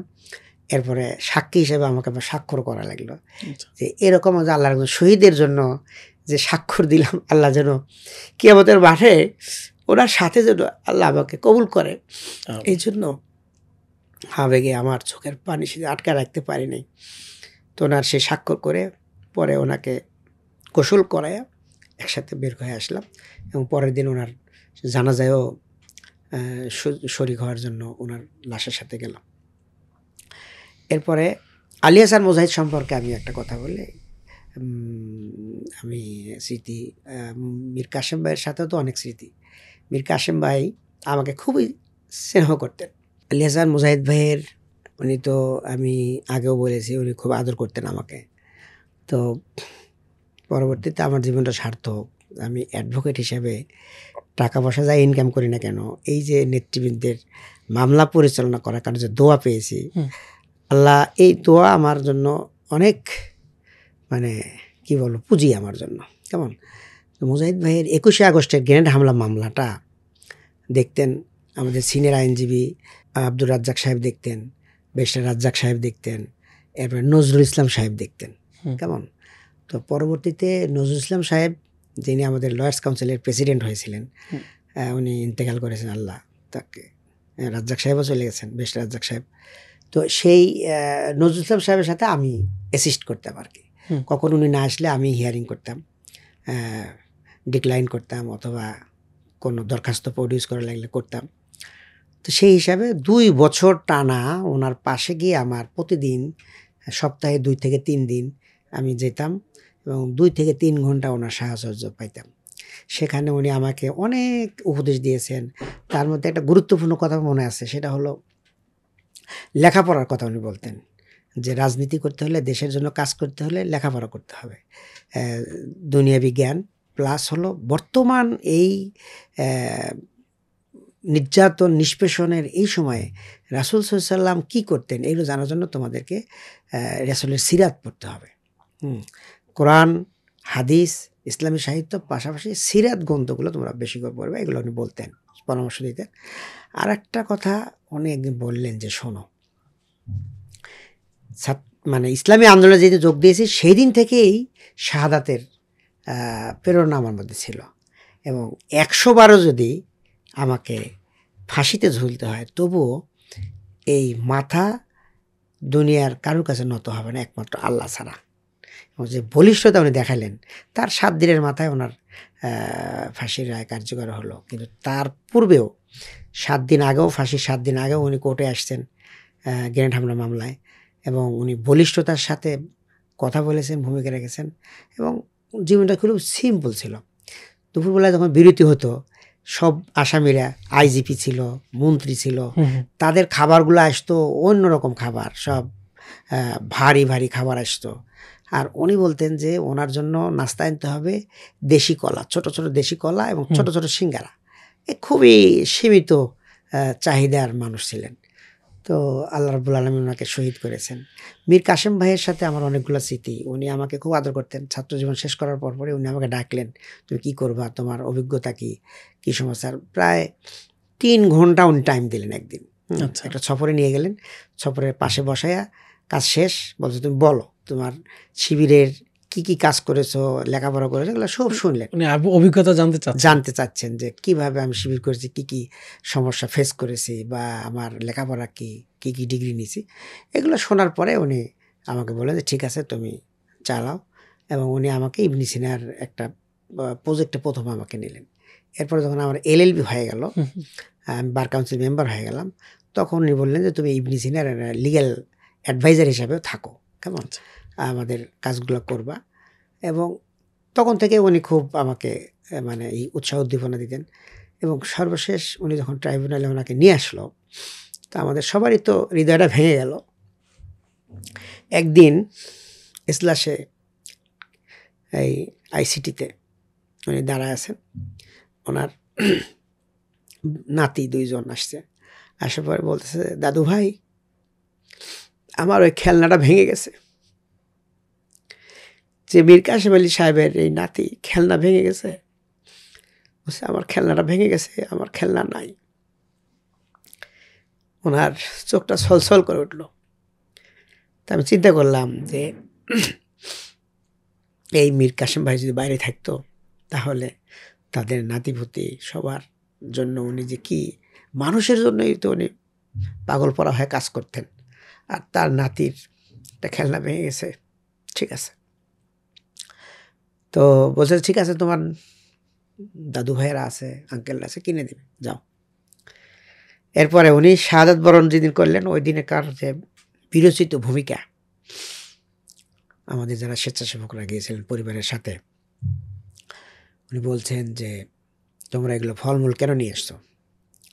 আমি তো এখন রেডি হয়ে আছি যে আমার কিছুক্ষণ পরে শাহাদাত হবে এবং জান্নাতের ভিতরে নিজামী ভাইয়ের সাথে আমি যা নাস্তা করব। দুনিয়ার এই নাস্তা করার মতো মানসিকতা আমার নাই। তারপরেও তোমরা যেহেতু আনছো, কারোর চোখে যেন পানি না থাকে, এই ওয়াদা করলে আমি তোমাদের সামনে কিছু ফলমূল নাস্তা গ্রহণ করব। তোমরা সবাই বীরের বেশে সবাইকে ভি চিহ্ন দেখাই দিকে যাবা যে আমরা ভীতু নই। হ্যাঁ, এরকম সাহস দিয়ে মুজাহিদ বিদায় নিয়ে চলে গেলেন। আমরা অনেকগুলো অভিজ্ঞতা শুনলাম, অনেকগুলো স্মৃতি শুনলাম আপনার কাছ থেকে। তো সবশেষ আমরা আরেকটা বিষয়, যেটা আপনি ঢাকা ৮ আসনের জামাত মনোনীত সংসদ সদস্য পদপ্রার্থী, আপনি ইতিমধ্যে কাজ করছেন, বিভিন্ন জায়গায় যাচ্ছেন, অনেক মানুষের সাথে আপনার ইন্টারাকশন হচ্ছে। তো সেই জায়গা থেকে আপনি জামাতের এবছর শুধু আপনার আসন নয়, ওভারঅল আপনার আসনের অভিজ্ঞতার আলোকে কি বলবেন? জামাতের অবস্থান কেমন আসলে? আলহামদুলিল্লাহ, বাংলাদেশ জামাত ইসলামীর যে দীর্ঘ সংগ্রাম এবং ত্যাগ, আল্লাহ রাব্বুল আলামিন আমার মনে হয় এই ত্যাগ কোরবানিকে উনি কবুল করেছেন, যে কারণে আজকে ঢাকা ৮ আসন শুধু নয়, সারা বাংলাদেশের একজন মেহনতি মানুষ থেকে শুরু করে উচ্চ পর্যায়ের ব্যক্তিবর্গ যারা আছেন, সচিব, বিচারপতি, সবার মধ্যে একটা হাইপ যে আমরা চাঁদাবাজ, অশিক্ষিত মানুষদেরকে আমরা দেখতে চাই না, আমরা সৎযোগ্য যারা দেশের জন্য কাজ করবে এরকম লোকজনকেই আমরা সামনে দেখতে চাই। তো সেই মোতাবেক আমরা আমাদের কর্মসূচিগুলো মানুষের কাছে যাচ্ছি, ডোর টু ডোর যাচ্ছি। তারপরে আমাদের গণসংযোগ চলছে, আমরা লিফলেট দিচ্ছি, কেমন পোস্টার, বিলবোর্ড, এগুলো আমরা দিচ্ছি, মানুষের আমরা সাড়া পাচ্ছি আর কি। তো এই যে সাড়া পাচ্ছেন, এখন মানুষের তো আসলে উচ্চাসা অনেক বেশি, বিশেষ করে এত বিগত বছরগুলোতে ফেসিবাদী শাসন আমল এবং অনেক অভিজ্ঞতার মধ্যে দিয়ে মানুষকে যেতে হয়েছে এবং অনেক রক্তক্ষয়ের বিনিময়ে আমরা নতুন বাংলাদেশ পেয়েছি। তাদের প্রত্যাশাটাও অনেক বেশি। আর বিশেষ করে আপনার যে আসনটি, শাহবাগ, পল্টন, মতিঝিল, এই জায়গাটা, রমনা জায়গাটা খুবই গুরুত্বপূর্ণ প্রশাসনিকভাবে এবং নানান কারণে। ঢাকা বিশ্ববিদ্যালয় এখানে, সচিবালয় সহ অনেকগুলো আপনার এরিয়ার মধ্যেই পড়েছে, কাছাকাছি পড়েছে। তো সেই জায়গা থেকে আপনি আসলে কোন ধরনের উন্নয়ন করার প্রতি মনোনিবেশ করবেন বা কোনটা আপনি ফিল করছেন? এটা বাংলাদেশের মধ্যে একটা ব্যতিক্রমী একটা আসন। এখানে সচিবালয়, এখানে বাংলাদেশ ব্যাংক, এখানে ঢাকা বিশ্ববিদ্যালয়, বুয়েট মেডিকেল কলেজ, এখানে বাংলাদেশ মেডিকেল বিশ্ববিদ্যালয়, এরকম গুরুত্বপূর্ণ স্থাপনা এবং প্রশাসনিক কার্যক্রম, সুপ্রিম কোর্ট, কেমন। তো সব মিলে এখানকার মানুষের যে ধরনের সার্ভিস পাওয়ার কথা ছিল, পূর্বে যারা জনপ্রতিনিধি হয়েছেন তারাই দিয়ে খেয়াল করে নাই। বিশেষ করে মনে করেন যে এখানে বৃষ্টি হলেই জলাবদ্ধতা হয়, জ্যামের কারণে মানুষ পল্টন মতিঝিলে আসতেই চায় না।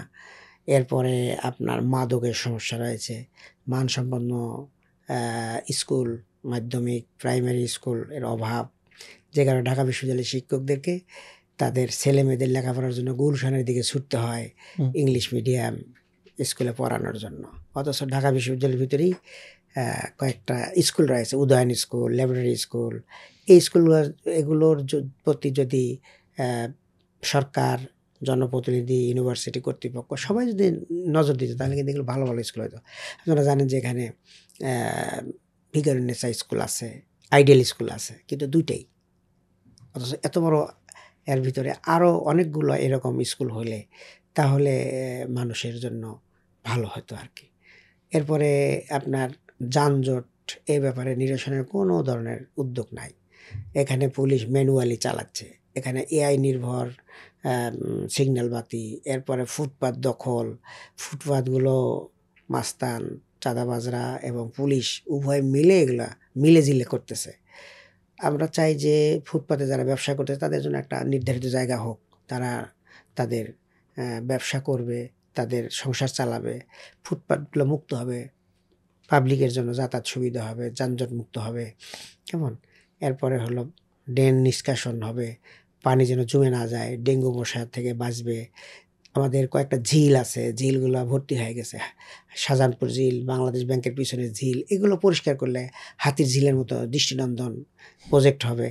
সরকার টাকা বাজেট করে, কিন্তু এগুলো তছরূপ হয়ে যায়, কেমন। এরপরে 9টা প্রশাসনিক ওয়ার্ড আছে, অথচ নগর বাসীর জন্য যে ট্রিটমেন্টের যে সেবা দেওয়া, শিশু, নারী, বয়স্কদের নগর স্বাস্থ্য কেন্দ্র থাকা উচিত, এগুলো নাই, কেমন। এরকম অসংখ্য মাদকের ছয়লাভ, মাদক এখন ছেলেদের পাশে মেয়েদের ভিতরে বিস্তার লাভ করতেছে।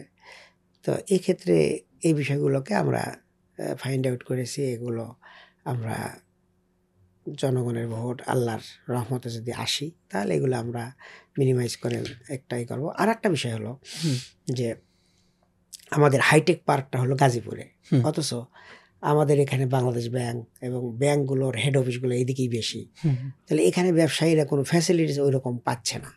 তা হাইটেক পার্কের কিছু কার্যক্রমও যদি আমরা মতিঝিলে আনতে পারি, তাহলে এক্ষেত্রে উদ্যোক্তা তৈরি এবং ব্যবসায়ী বান্ধব কর্মসূচি নেওয়া যাবে, নারী উদ্যোক্তা তৈরি করা যাবে, নারীদের স্পেশাল ঋণ সহায়তা করা যাবে, কেমন। এবং নারীদের ক্ষেত্রে চরম অবহেলা, তারা মার্কেটে আসতে পারে না, কারণ মার্কেটে নারীদের উপযোগী কোনো টয়লেট নাই। এরপরে নারীদের নামাজের কোনো ব্যবস্থা নাই, কেমন। আমরাও বিব্রতকর অবস্থায় পড়ে যাই, মসজিদগুলোতে শুধু পুরুষ মানুষের নামাজ, মহিলাদের নামাজের ব্যবস্থা নাই। তো এইভাবে যে একটা দেশ পুরুষ এবং মহিলা উভয় মিলেই তো চালাবে, কেমন। নারীদের যেমন লেখাপড়ার স্বাধীনতা থাকবে, তার চাকরি করার স্বাধীনতা থাকবে, ব্যবসা করার স্বাধীনতা থাকবে, উদ্যোক্তা হওয়ার স্বাধীনতা থাকবে, এবং তাদের নিরাপত্তাও দিতে হবে, তাদের যানবাহনের একটা ফ্যাসিলিটি দিতে হবে, তাদের বাচ্চা কাচ্চার জন্য ডে কেয়ারের ব্যবস্থা রাখতে হবে। তাহলে তারা সুন্দরভাবে অফিস আদালতে যাইতে পারবে, নির্বিঘ্নে কাজ করবে, আবার ফিরে আসবে। এইভাবে আমরা চাই ধর্ম, বর্ণ, নারী, পুরুষ কোনো বৈষম্য থাকবে না, একটা বৈষম্য মুক্ত একটা বাংলাদেশ হবে এবং সবাই মিলে দেশকে আমরা উন্নতির দিকে নিয়ে যাব। এটাই আমাদের মেইন বার্তা, কেমন। জামাত ইসলামী ক্ষমতায় আসলে সবচেয়ে বড় যেই পাওয়াটা আপনার দৃষ্টিতে জনগণ পাবে বাংলাদেশে, সেটা আসলে কি? সেটা হলো যে আমরা বলেছি যে আমরা একটা যুদ্ধ করে ফ্যাসিস্টকে তাড়াইছি, আর একটা যুদ্ধ আমরা করব দুর্নীতির বিরুদ্ধে। আমরা যুদ্ধ, কোনো দুর্নীতি থাকবে না। বাংলাদেশে যদি দুর্নীতিমুক্ত করা যায় আর সুশাসন জারি করা যায়, তাহলে এই দেশ খুব দ্রুত এগিয়ে যাবে, উন্নতির পথে এগিয়ে যাবে এবং ব্যতিক্রম উদাহরণ সৃষ্টি করতে পারবে ইনশাআল্লাহ। ইনশাআল্লাহ। তো আমরা অনেকক্ষণ আপনার সাথে কথা বললাম এবং আপনার জীবনের অনেকগুলো বিষয় নিয়ে আলোচনা করলাম। আশা করি দর্শকরা আমাদের সাথে এতক্ষণ ছিলেন এবং তারাও শুনেছেন আপনি যেহেতু সংসদ সদস্য প্রার্থী, আপনার আসনের অনেকে হয়তো দর্শক থাকবেন। আশা করছি তারাও আপনার কথাগুলো শুনে সে অনুযায়ী, এবং আপনি যেটা বলছিলেন যে সৎ দক্ষ মানুষকে নির্বাচিত করার জন্য তারা সে বিবেচনা করবেন। তো আমরা আমাদের জায়গা থেকে, আমাদের প্ল্যাটফর্ম থেকে আপনার জন্য শুভকামনা জানাচ্ছি, এবং আশা করছি যে আপনি যেই প্রতিশ্রুতি দিয়েছেন, আপনি যে জনগণের সামনে যে ইশতেহার তুলে ধরেছেন, সেটা আপনি সফল করবেন যদি জনগণ আপনাকে ম্যান্ডেট দেয়, সেই প্রত্যাশা আমরা রাখবো। আর সবশেষ খুবই কৃতজ্ঞতা জ্ঞাপন করবো আমাদের এই প্ল্যাটফর্মের সুযোগ দেওয়ার জন্য। সবশেষ যদি আপনার আমাদের দর্শকদের উদ্দেশ্যে কিছু বলার থাকে বলবেন। জি, দর্শকদের উদ্দেশ্যে একটাই বক্তব্য যে সুযোগ সবসময় আসে না। বর্তমানে যে সুযোগটা এসেছে, প্রায় 1400 জন মানুষের জীবন, ছাত্র ছাত্রী, নারী পুরুষ, মেহনতি মানুষের জীবনের বিনিময়ে, অসংখ্য ভাইদের চোখ হাত পায়ের বিনিময়ে যে পরিবেশটা এসেছে, এই পরিবেশে যেন আমাদের দেশের নাগরিকরা সঠিক সিদ্ধান্ত নিতে পারে। তাদের উপরে যে আমানতটা রয়েছে যে ভোট দিয়ে আগামী 5 বছর কারা আসবে, সেই আমানতটা যেন তারা ন্যায় এবং ইনসাফের পক্ষে দিতে পারে, সৎ মানুষের পক্ষে দিতে পারে, সেইটাই আমি দর্শকদেরকে বলবো। সবাই মিলে বাংলাদেশ একটা দুর্নীতিমুক্ত, চাঁদাবাজমুক্ত একটি দক্ষ, সৎ, যোগ্য লোকদেরকে যেন সবাই ভোট দিয়ে নির্বাচিত করে, এটাই আমার মানে দর্শক শ্রোতাদের প্রতি আমার আহ্বান, এবং আমার সঙ্গে থাকার জন্য তাদের সবাইকে আমি আবারও ধন্যবাদ জ্ঞাপন করছি। সবাইকে ধন্যবাদ জানাচ্ছি। আপনাদের যদি কোনো কিছু জানানোর থাকে, কোনো পরামর্শ থাকে, সংশোধনী থাকে, অবশ্যই আমাদেরকে কমেন্ট বক্সে জানাবেন। এবং জনতার ইশতেহার প্রোগ্রামে যদি আপনারা ইন্টারেস্টেড থাকেন, তাহলে আপনারাও আসতে পারেন আমাদের প্রোগ্রামে। আমাদের যে পেজ আছে সেখানে নক দিতে পারেন, আমাদের ইমেল আছে, ইমেল করতে পারেন, ওয়েবসাইট ভিজিট করতে পারেন। এবং আপনারা যারা ছিলেন তখন সবাইকে আবারও ধন্যবাদ জানিয়ে শেষ করছি আজকের মতো। আসসালামু আলাইকুম রহমতুল্লাহ।